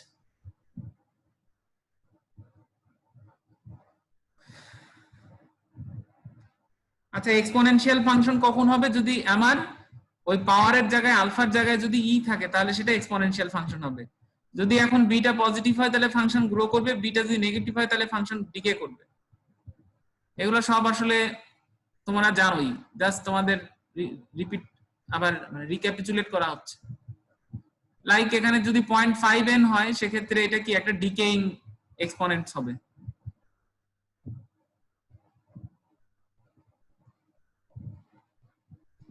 আচ্ছা, যদি পাওয়ারটা যদি এখানে আমার মানে যদি কমপ্লেক্স হয় e to the power j theta type হয়, আমাদের কিন্তু এখন পর্যন্ত আমরা e to the power theta type দেখছি, তো e to the power j theta type যদি হয় সেক্ষেত্রে কি হবে? এটা একটা কমপ্লেক্স এক্সপোনেনশিয়াল হবে। আর এটা কেমন দেখতে এটা আমরা দেখে আসছি। For all n samples of the signals lie in the complex plane on a circle with radius a। আমরা যখন ফেজর পড়ছিলাম তখন কিন্তু এটা পড়ে আসছি, তোমাদের কি মনে আছে? vm e to the power g theta মনে আছে? j theta মনে আছে? যখন vm টা ছিল আমার ভোল্টেজের ম্যাগনিটিউড এবং তখন ওই ভোল্টেজের ম্যাগনিটিউডটা কি রোটেট করতো, তাই না?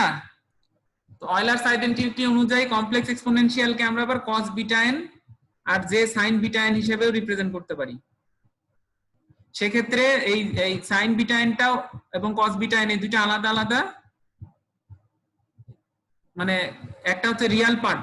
এই সিগন্যালটা যদি রিয়েল পার্ট কনসিডার করি তাহলে bn এর সামনে যে হবে না একটা কোথায়?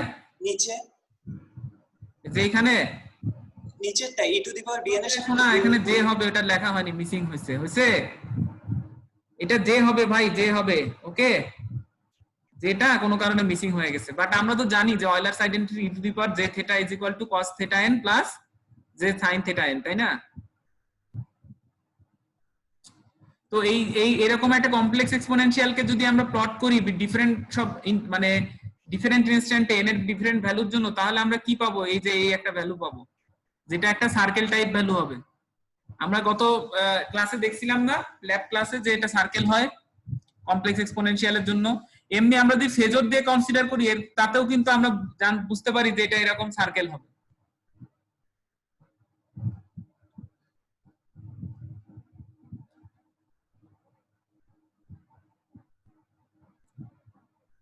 আচ্ছা, এখন এনার্জি এন্ড পাওয়ার সিগন্যাল সম্পর্কে একটু আমরা পড়াশোনা করি। এটাও খুব ইম্পর্টেন্ট একটা জিনিস। The energy of a signal can be defined as this, মানে -ইনফিনিটি থেকে +ইনফিনিটি পর্যন্ত যত সিকোয়েন্স আছে, যত স্যাম্পল আছে, এগুলার যদি আমি স্কয়ার করি, এই অ্যাবসলিউট ভ্যালু মানে আর কি মড নিয়ে তারপর যদি স্কয়ার করি, সেক্ষেত্রে আমার এখানে এনার্জিগুলা বের হবে। এখন একটা সিগন্যাল কিন্তু n-ইনফিনিটি থেকে +ইনফিনিটির মধ্যে যদি হয়, সেক্ষেত্রে এটার এনার্জিটা কেমন হবে? ইনফিনাইট হবে, তাই না? বাট নরমালি এরকমটা হয় না। Energy can be finite or infinite. If it is finite then it is called the energy signal. এখন কোন সিগন্যালের যদি এনার্জি ফিনাইট না হয়, ইনফিনাইট হয়, তখন সেটার ক্ষেত্রে আমরা তার পাওয়ার ক্যালকুলেট করি একটা নির্দিষ্ট টাইম পিরিয়ডের জন্য, ঠিক আছে? Many signal that possesses infinite energy have a finite average power. The average power of a discrete time signal can be defined as this. এটা দিয়ে আসলে কি বোঝাচ্ছে? যে n tends to infinity 1/2 n plus 1, মানে আমাদের এখানে নাম্বার অফ যেটা সিকোয়েন্স সেটা ইনফিনিটি পর্যন্ত হইতে পারে লিমিটটা, আর আমি এখানে ক্যালকুলেট করতেছি সিগন্যালের এভারেজ পাওয়ার, ফিনাইট এভারেজ পাওয়ার কোনটুক থেকে কোনটুক পর্যন্ত, -n থেকে +n পর্যন্ত, মানে একটা নির্দিষ্ট স্যাম্পল নাম্বারের জন্য। তো -n থেকে +n পর্যন্ত স্যাম্পল কয়টা? যদি ধরি যে এর মধ্যে 0 স্যাম্পলটাও আছে, তাহলে 2n plus 1, -n +n, তাই না? -2 থেকে +2 পর্যন্ত কয়টা স্যাম্পল হয়? -2, -1, তারপর 0, তারপর 1 প্লাস, তারপর হচ্ছে 2, তার মানে 5টা। -2 থেকে +2 পর্যন্ত স্যাম্পল হচ্ছে কয়টা? হচ্ছে তাহলে 5টা। এই জন্য এখানে 1 যোগ করা আছে, হ্যাঁ। তো এখন টোটাল যে কয়টা আমি স্যাম্পল নিলাম, তাদের যদি স্ট্রেংথ যেটা, সেটাকে যদি আমি টোটাল নাম্বার অফ স্যাম্পল দিয়ে ভাগ করে দিই, তাহলে কি পাবো? এভারেজ পাওয়ার পাবো, ঠিক আছে? If we define the signal energy x of n over the finite interval -n to n, তাহলে আমরা কি বলতে পারি? সিগন্যালের এনার্জিটাকে আমরা এইভাবে লিখতে পারি, n equal to -n to n xn square. Then we can express the signal energy E as limit n tends to infinity En, তাই না? জাস্ট বিভিন্ন ধরনের রিপ্রেজেন্টেশন, এছাড়া আর কিছু না।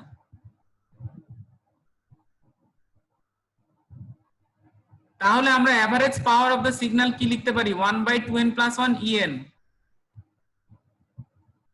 যেখানে En টা হচ্ছে -n to n এর এনার্জি, তাই না? এইটুক -n to n xn square, এই জিনিসটাকে আমি En লিখতেছি। তাহলে এই জিনিসটাকে, এই En এর ভ্যালুটা যদি এখানে বসায় দেই, তাহলে আমরা কি পাবো? এভারেজ পাওয়ার পাবো limit n tends to infinity 1/2 n plus 1 En।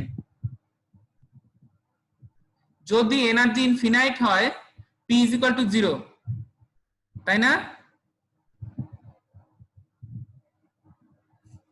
If E is infinite, যদি এনার্জি ইনফিনিটি হয়, the average power p may be either finite or infinite. If p is finite, the signal is called a power signal. তাহলে বিষয়গুলো বোঝা যাচ্ছে? যদি একটা সিগন্যালের energy finite হয়, তাহলে সেটা এনার্জি সিগন্যাল, আর যদি একটা সিগন্যালের এনার্জি ইনফিনিটি হয় কিন্তু তার যদি একটা ফিনাইট পাওয়ার থাকে, তাহলে সেই সিগন্যালটাকে বলবো আমরা পাওয়ার সিগন্যাল। তো এই অনেকগুলো সিগন্যালের এরকম এনার্জি বা পাওয়ার এরকম ক্যালকুলেশন করা সম্ভব। আমি কয়েকটা তোমাদেরকে পরবর্তীতে দেখাবো এক্সাম্পল হিসেবে, আমি একটা পিডিএফ দিয়ে দিব, বাট পরবর্তীতে তোমরা ওইটা দেখে যদি তোমাদের একটা আইডিয়া জেনারেট হয় এবং কোনো একটা সিগন্যাল দিলে, ডিসক্রিট সিগন্যাল দিলে তোমাদের পাওয়ার এনার্জি ক্যালকুলেট করতে পারো, সেই ক্যাপাবিলিটি যদি তৈরি হয়, সেটা নিশ্চিত করবো আর কি। তো এখানে একটা নরমাল একটা এক্সাম্পল দেওয়া আছে, যদিও তো বইতে সম্ভবত কোনো এক্সারসাইজ এটার উপরে নাই। The average power of the unit step signal, তো ইউনিট স্টেপ সিগন্যালটা কি? u of n, এটাকে যদি আমি স্কয়ার করে দেই, আমরা জানি যে এটা n equal to 0 থেকে n এর মধ্যেই ডিফাইন্ড, তাই না?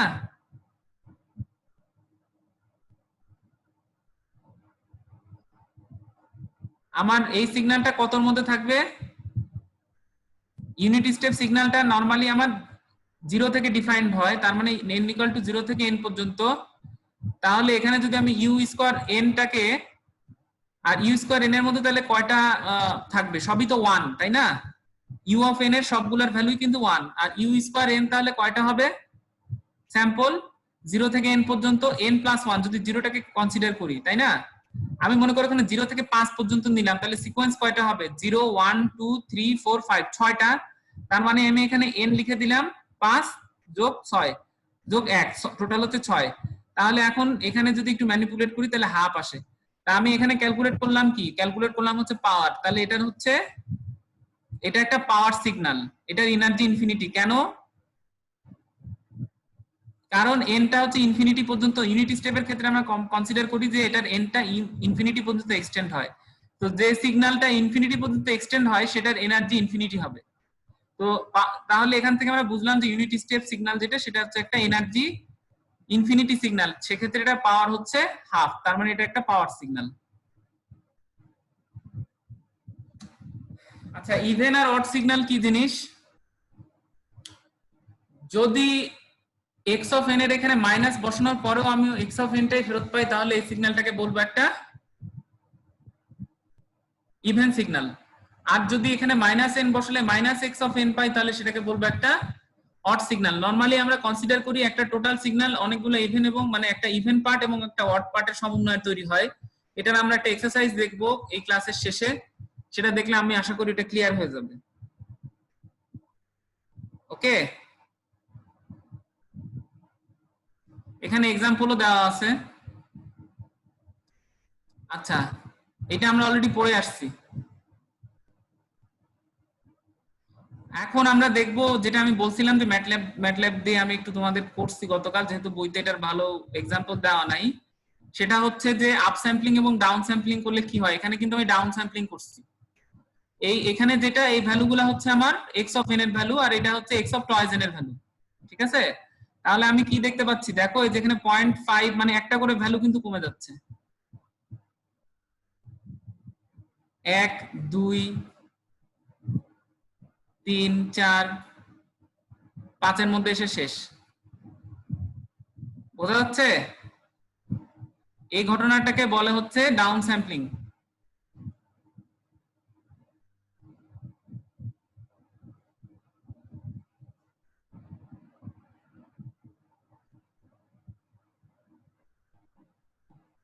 যদি আপ স্যাম্পলিং করি তাহলে কেমন হবে?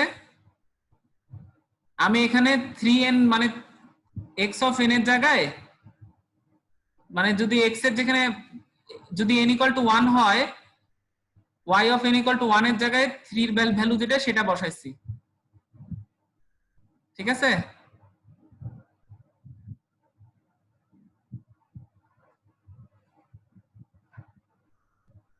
তার মানে কি প্রত্যেকটা সিগন্যালের ভিতরে দুইটা করে সিগন্যাল এক্সট্রা ঢুকে গেছে। এটাকে ইন্টারপোলেশনও বলা হয়। 0 থেকে 0.8 এর মধ্যে দুইটা ঢুকছে, এখানে দুইটা ঢুকছে, এখানে দুইটা ঢুকছে।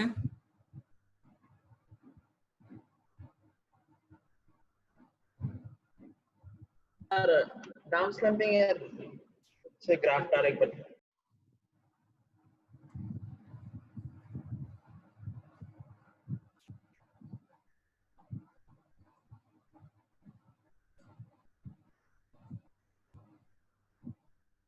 এর কোনো বেসিক স্যার কোনো ফর্মুলা আছে স্যার যেটা দেখলে আমরা বুঝতে পারবো এটা আপ স্যাম্পলিং না down sampling sir? Basic formula হচ্ছে এখানে যদি 2 দিয়ে গুণ থাকে তাহলে এটা হচ্ছে ডাউন স্যাম্পলিং, মানে হচ্ছে নাম্বার অফ এ কমে যাবে আমার, সেক্ষেত্রে নাম্বার অফ স্যাম্পলটা কমে যাবে, যেমন এখানে যেটা হয়েছে আর কি। বোঝা গেছে? আপ স্যাম্পলে তাহলে 1/3 হবে না? আপ স্যাম্পলিং এর ক্ষেত্রে এখানে যদি আমি 3 দিয়ে স্যাম্পল করছি, হ্যাঁ 1/3 হবে। গুড, n/3 হতো, এখানে আমি ভুল করে লিখছি 3। ঠিক আছে, n/3 হতো। তো যাই হোক, এটা ইন্টারপোলেশনও বলে যে আমি এক্সট্রা ইন্টারপোলেশন করলাম আর কি, বিট অতিরিক্ত বিট আমি এখানে ঢুকাইছি। কিন্তু আমার এই 0 আর 1 এর ভিতরে কিন্তু বিট ছিল একটাই, মানে একটাই স্যাম্পল ছিল, আমি এখানে নতুন করে স্যাম্পল ঢুকালাম, এটাকে ইন্টারপোলেশনও বলে।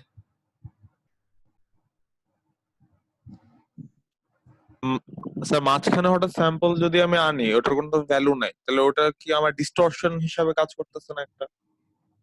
এটা জাস্ট আমি একটা দেখালাম। ডিস্টরশন মানে আমরা তো এখন একেবারে বেসিক ম্যানিপুলেশনে আছি, আমরা তো এখনো ডিস্টরশন নিয়ে কনসিডার করতেছি না, আমরা এখনো বেসিক ম্যানিপুলেশনে আছি। এইভাবে নাম্বার অফ স্যাম্পল বাড়ানো যায় আর কি, দেখালাম। ঠিক আছে? বেসিক্যালি এখানে তো আমি নাম্বার অফ স্যাম্পল বাড়াই না, এখানে 0 স্যাম্পল কয়েকটা করে এক্সট্রা ঢুকাই দিছি দেখানোর জন্য। এখন এগুলার ভিতরে যদি আমি ভ্যালু দেই, যেমন হচ্ছে এখানে আসলে হওয়ার কথা কত ছিল, এখানে হচ্ছে n/3 তো, তাহলে এখানে n ইকুয়াল টু যদি 1 হয় সেক্ষেত্রে 1/3 তে একটা ভ্যালু চলে আসছে, বুঝতে পারছো? এখানে কি বোঝা যাচ্ছে? এখানে এখানে আসলে হওয়ার কথা কত, এখানে হওয়ার কথা হচ্ছে n/3, তাই না? y of n equal two, তাহলে এখন আমি যদি n এর ভ্যালুটা 1 বসাই, তাহলে এখানে x এর 1/3 তে যে ভ্যালুটা ছিল সেই ভ্যালুটা এখানে আসবে, তাই না? তো এটার কি 1/3 তে কোনো ভ্যালু ছিল? x এর কি 1/3 তে কোনো ভ্যালু আছে না, এর জন্য 0 আসছে। এখন আমি যদি আবার এখানে n ইকুয়াল টু যদি 2 বসাই, সেক্ষেত্রে x এর 2/3 তে যে ভ্যালুটা আসার থাকার কথা ছিল সেটা এখানে আসবে, তো আছে কোনো ভ্যালু নাই, সেক্ষেত্রে এটা 0 আসবে, বুঝছো? এখন আমি ভ্যালু যদি 3 বসাই, তার মানে এই y এর 3 নাম্বার সিকোয়েন্সটা কত হবে? 3/3, x অফ 1 যেটা ছিল সেটা এখানে 3 নাম্বার আসবে, তাহলে এখানে x অফ 1 কত? 0.8, এই যেখানে 0.8 আসছে, বোঝা গেছে? তার মানে আমি এখানে আসলে কি করলাম, নতুন নতুন কিছু স্যাম্পল ঢুকালাম, মানে নাম্বার অফ স্যাম্পলস বাড়ালাম, কিন্তু ওই স্যাম্পলগুলোর ভ্যালু 0। এখন পরবর্তীতে এগুলাতে আবার নতুন করে ভ্যালু অ্যাসাইন করা সম্ভব। তোমরা কি বোঝা গেছে আপ স্যাম্পলটা কি জিনিস? আপ স্যাম্পল মানে হচ্ছে আমার পূর্ববর্তী স্যাম্পল যে কয়টা ছিল তার থেকে স্যাম্পল আমি বাড়াই দিছি আর কি, ঠিক আছে? 0 থেকে 1 এর মধ্যে এখানে স্যাম্পল একটাই ছিল, একটা না, দুইটা ছিল, 0 তে একটা আর 1 এ একটা, তাই না? তো এর ভিতরে আমি আরো কয়টা স্যাম্পল পয়দা করছি? 2টা স্যাম্পল পয়দা করছি, বোঝা গেছে? এইটাই হচ্ছে আপ স্যাম্পলিং, মানে হচ্ছে আমি স্যাম্পল বাড়ালাম, আর যদি স্যাম্পল কমাই সেটা হবে down sampling. Right shift left shift, আমরা একটা টাইম স্কেলিং এটা পড়ে আসলাম কেবলই, টাইম স্কেল।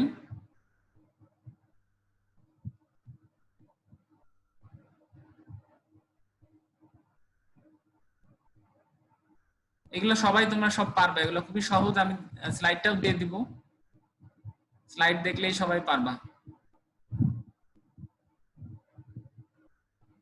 আচ্ছা, এখানে আমরা একটু দেখি যে x অফ 2n টা আসলে কি হচ্ছে। x অফ n যদি এটা হয় তাহলে x অফ 2n কি হবে? এখানে আমরা একটু বোঝার সুবিধার জন্য y অফ n টা দিয়ে লিখি না, y অফ n দিয়ে লিখলে একটু বুঝতে সুবিধা হয়। আচ্ছা, y অফ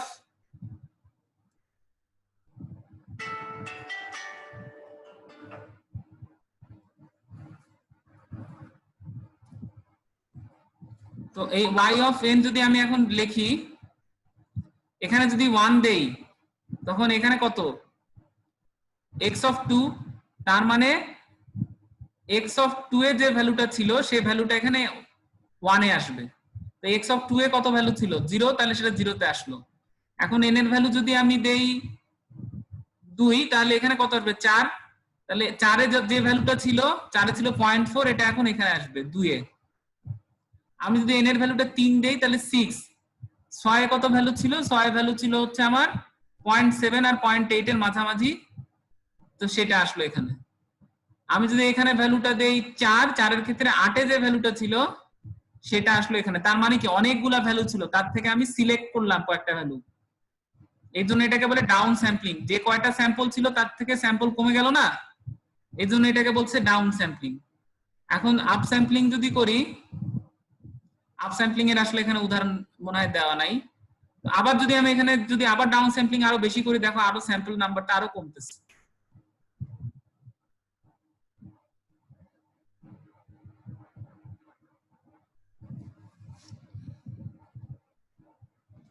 তো এই হচ্ছে, আমি একটু চার্জার লাগাই নি, আমার ল্যাপটপে চার্জ নাই বেশি, একটু ওয়েট করো।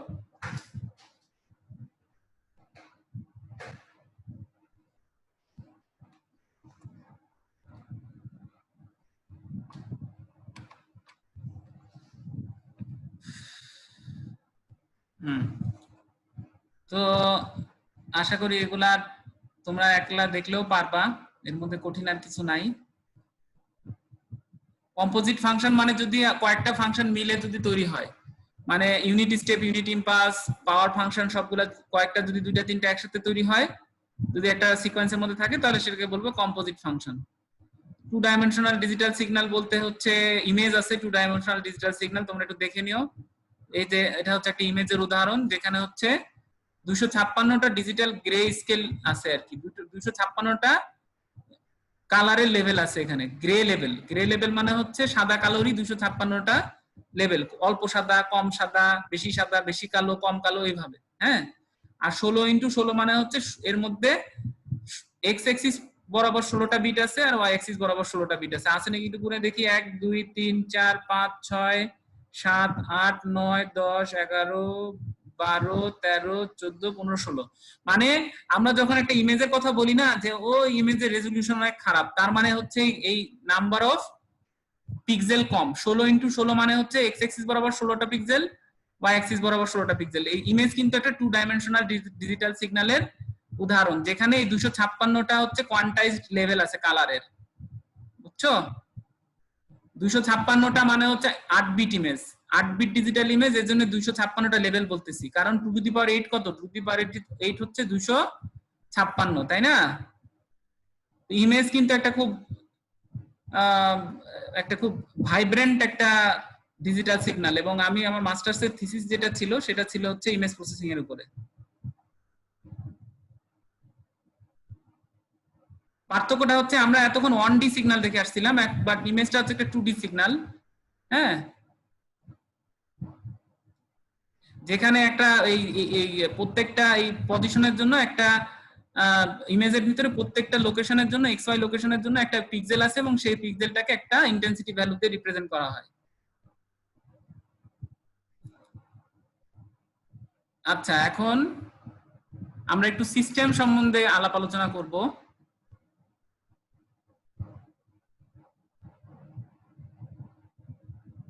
আর আজকে থাক। খুব সহজ, খুব সহজ।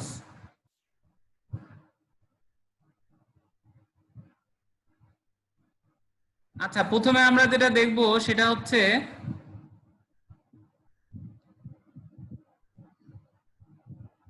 একটা ডিসক্রিট টাইম সিস্টেমস। আমরা কিন্তু মোটামুটি জেনারেল যে ট্রান্সফরমেশন গুলো একটু করে ফেলছি, এখন আমরা সিস্টেমস এর ভিতরে যাচ্ছি।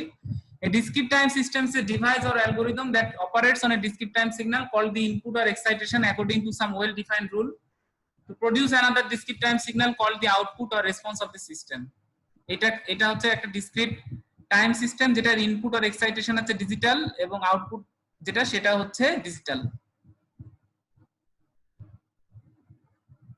তো এখানে একটা রেসপন্স কিভাবে ক্যালকুলেট করে সেটা দেখানো আছে, এটা আমি আর বলতেছি না, এটা স্লাইড দিয়ে দিলে তোমরা নিজেরাই পারবা। Functional representation of A discrete signal. তো -3 থেকে 3 এর মধ্যে ভ্যালু হচ্ছে মড n, তার মানে n এর ভ্যালু কিন্তু, মানে x অফ n এর ভ্যালু কিন্তু কখনো নেগেটিভ হবে না, এবং এটা যেখানে n এর ভ্যালু 0 সেটা এখানেও 0। আর 1 2 3 যেহেতু 3 এর সমান বা তার ছোট যদি হয়, সেক্ষেত্রে তারপরে ভ্যালুগুলো 0 হবে, সেজন্য এখানে 0 আসছে। আর -3 থেকে যদি আরো পিছনে যায়, -4 এ যায়, সেক্ষেত্রে এটা 0 আসবে। ঠিক আছে? এই 3 2 1 মানে কি? এদের লোকেশন কি? এদের ইন্ডাইসেস হচ্ছে 1 আছে -1 এ, 2 আছে -2 তে, 3 আছে -3 তে, আর 0টা আছে -4 এ। এখানে কন্ডিশন অনুযায়ী কিন্তু এটা স্যাটিসফাই করে। এখন কেউ যদি বলে যে y of n equal to x of n, তাহলে এটা কি একটা identity system. Unit delay system কি? যদি আমার সিস্টেমটা একটা ইউনিট ডিলে সিস্টেম হয়, তাহলে আমি যদি এটার ভিতরে x of n টাকে ইনপুট হিসেবে দেই, তাহলে আউটপুট হিসেবে কি পাবো আমি? x of n - 1। তাহলে একটা ইউনিট ডিলে সিস্টেমস এর ইনপুটে x of n দিলে আউটপুট হবে x of n - 1, এবং সেটা ক্যালকুলেট করলে আমার অঙ্ক শেষ।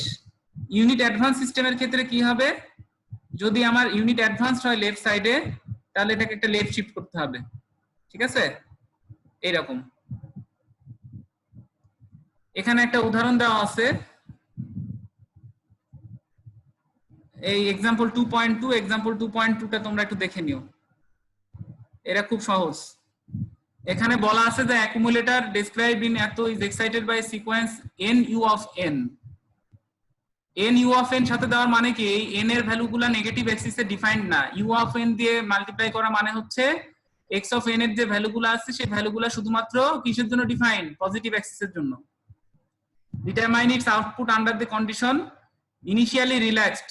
ও ওকে, সিস্টেমসের জন্য, সিস্টেমের ক্ষেত্রে কিন্তু আমাদের একটা জিনিস কনসিডার করতে হবে যে ইনিশিয়ালি রিল্যাক্সড নাকি ইনিশিয়ালি চার্জড। যেমন আমরা যে ক্যাপাসিটিভ সিস্টেমস এর ক্ষেত্রে দেখতাম বা রিঅ্যাকটিভ সিস্টেমস এর ক্ষেত্রে দেখতাম যে একটা ইনিশিয়াল কন্ডিশন থাকে, এখানেও সিস্টেমস এর জন্য ইনিশিয়াল কন্ডিশন থাকবে। তো ইনিশিয়াল কন্ডিশনটাকে নরমালি y of -n1 -2 -3 এইভাবে রিপ্রেজেন্ট করা হতে পারে। তো এখানে ইনিশিয়ালি রিল্যাক্স বলতে বোঝায় যে এটার ভিতরে কোনো সিস্টেমটা কোনোভাবে ইনিশিয়ালি চার্জিত ছিল না বা এর ভিতরে কোনো চার্জ ছিল না, যদি আমি ক্যাপাসিটর বা ইন্ডাক্টর হিসাবে বুঝতে চাই। আর ইনিশিয়ালি যদি চার্জ থাকে তাহলে y of -1 এটা হচ্ছে ইনিশিয়াল কন্ডিশন ইকুয়াল টু 1। তো আউটপুট অফ দ্য সিস্টেমসটা কি হবে, -ইনফিনিটি টু n। তো যদি আমি কনসিডার করি যে y of -1 ইকুয়াল টু 0, সেক্ষেত্রে -ইনফিনিটি থেকে -1 এই পার্টটা 0 হবে, ঠিক আছে? সেটাই এখানে করা আছে। y of -n যদি 0 হয় সেক্ষেত্রে আমার কি হবে, n যদি আমি n কে যদি k ইকুয়াল টু 0 থেকে n পর্যন্ত যোগ করি তাহলে কি হবে, n ইনটু n প্লাস 1/2, তাই না? আর যদি ইনিশিয়াল কন্ডিশনটা এখানে থাকে তাহলে এখানে 1 যোগ হয়ে যাবে। এটা কি কারো বুঝতে কোনো অসুবিধা আছে? আশা করি নাই। ওকে, স্যার আজকে একটু থাকুক স্যার। আর আজকে স্যার একটু, আজকে আমি তাহলে ক্লাসিফিকেশন গুলো কিন্তু দেখে নিও তোমরা, আমি এগুলো আর পড়াবো না। তাহলে স্ট্যাটিক ভার্সেস ডাইনামিক সিস্টেম, তারপর হচ্ছে time invariant versus time variant system, সেটা একটু দেখে নিও। লাস্ট আমি একটা জিনিস শুধুমাত্র দেখাবো, সেটা হচ্ছে এরপর আর কিছু বলবো না, যে এটা আমি করছি তোমরা একটু দেখে নিও।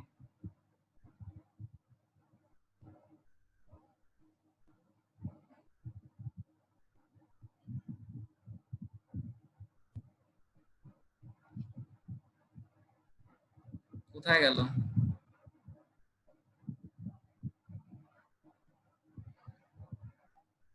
আমি আমি চেষ্টা করব যে প্রত্যেক ক্লাসে আমরা যে টপিকগুলো পড়ি সেই টপিকগুলোর সাথে একটু আলোচনা করতে, টপিকগুলোর সাথে যাতে এক্সারসাইজটা একটু আলোচনা করা হয়ে যায়। এখানে আমি এটা আপলোড দিয়ে দিব, হ্যাঁ, কোনো সমস্যা নাই।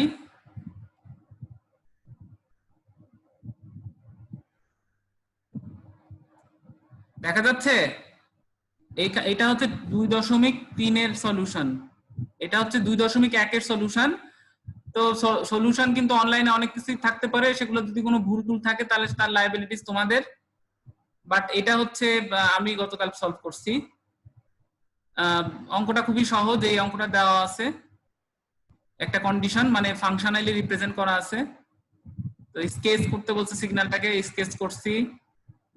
ফোল্ড করতে বলছে, ফোল্ড করছি। ডিলে করতে বলছে, 4টা স্যাম্পল ডিলে করছি। এখানে x অফ -n এর সাথে +4 যদি করি তাহলে কি এটা রাইট শিফট হবে, লেফট শিফট কিন্তু হবে না, খেয়াল রাখতে হবে। আচ্ছা, কন্ডিশন বিভিন্ন রকমের আছে, সেগুলো সবই ফুলফিল করা আছে আর কি, ই পর্যন্ত। ইটা আমি করি নাই, এটা তোমাদের জন্য রেখে দিছি, এটা করে ফেলো। আর এই যে এই প্রুফটাই delta n equal to u of n minus u of n minus 1, এটা এক্সারসাইজে আছে, এটা প্রুফটা এখানে করা আছে। আর যেটা অড সিগন্যাল আর ইভেন সিগন্যালের একটা প্রবলেম আছে 2.4, এটাও একটু দেখে নিও। অড সিগন্যালটাকে, even signal basically signal x of n plus x of n minus 1 মানে ফোল্ডেড, আর নরমাল সিগন্যালটাকে 2 দিয়ে যোগ দিয়ে ভাগ দিলে ইভেন সিগন্যালটা পাওয়া যায়। আর অড সিগন্যালটা হচ্ছে x of n minus x of minus n, এটাকে যদি 2 দিয়ে ভাগ দিই তাহলে অড সিগন্যালটা পাওয়া যায়। তো এখানে একটা প্রবলেম ছিল 2.4 এ, সেটা আমি সলভ করে এখানে রাখছি, তো তোমরা এটা দেখতে পারো। এটা আমি আশা করি আপলোড করে দিব। ওকে, তাহলে আমাদের রেকর্ডিংটা বন্ধ করে দেই।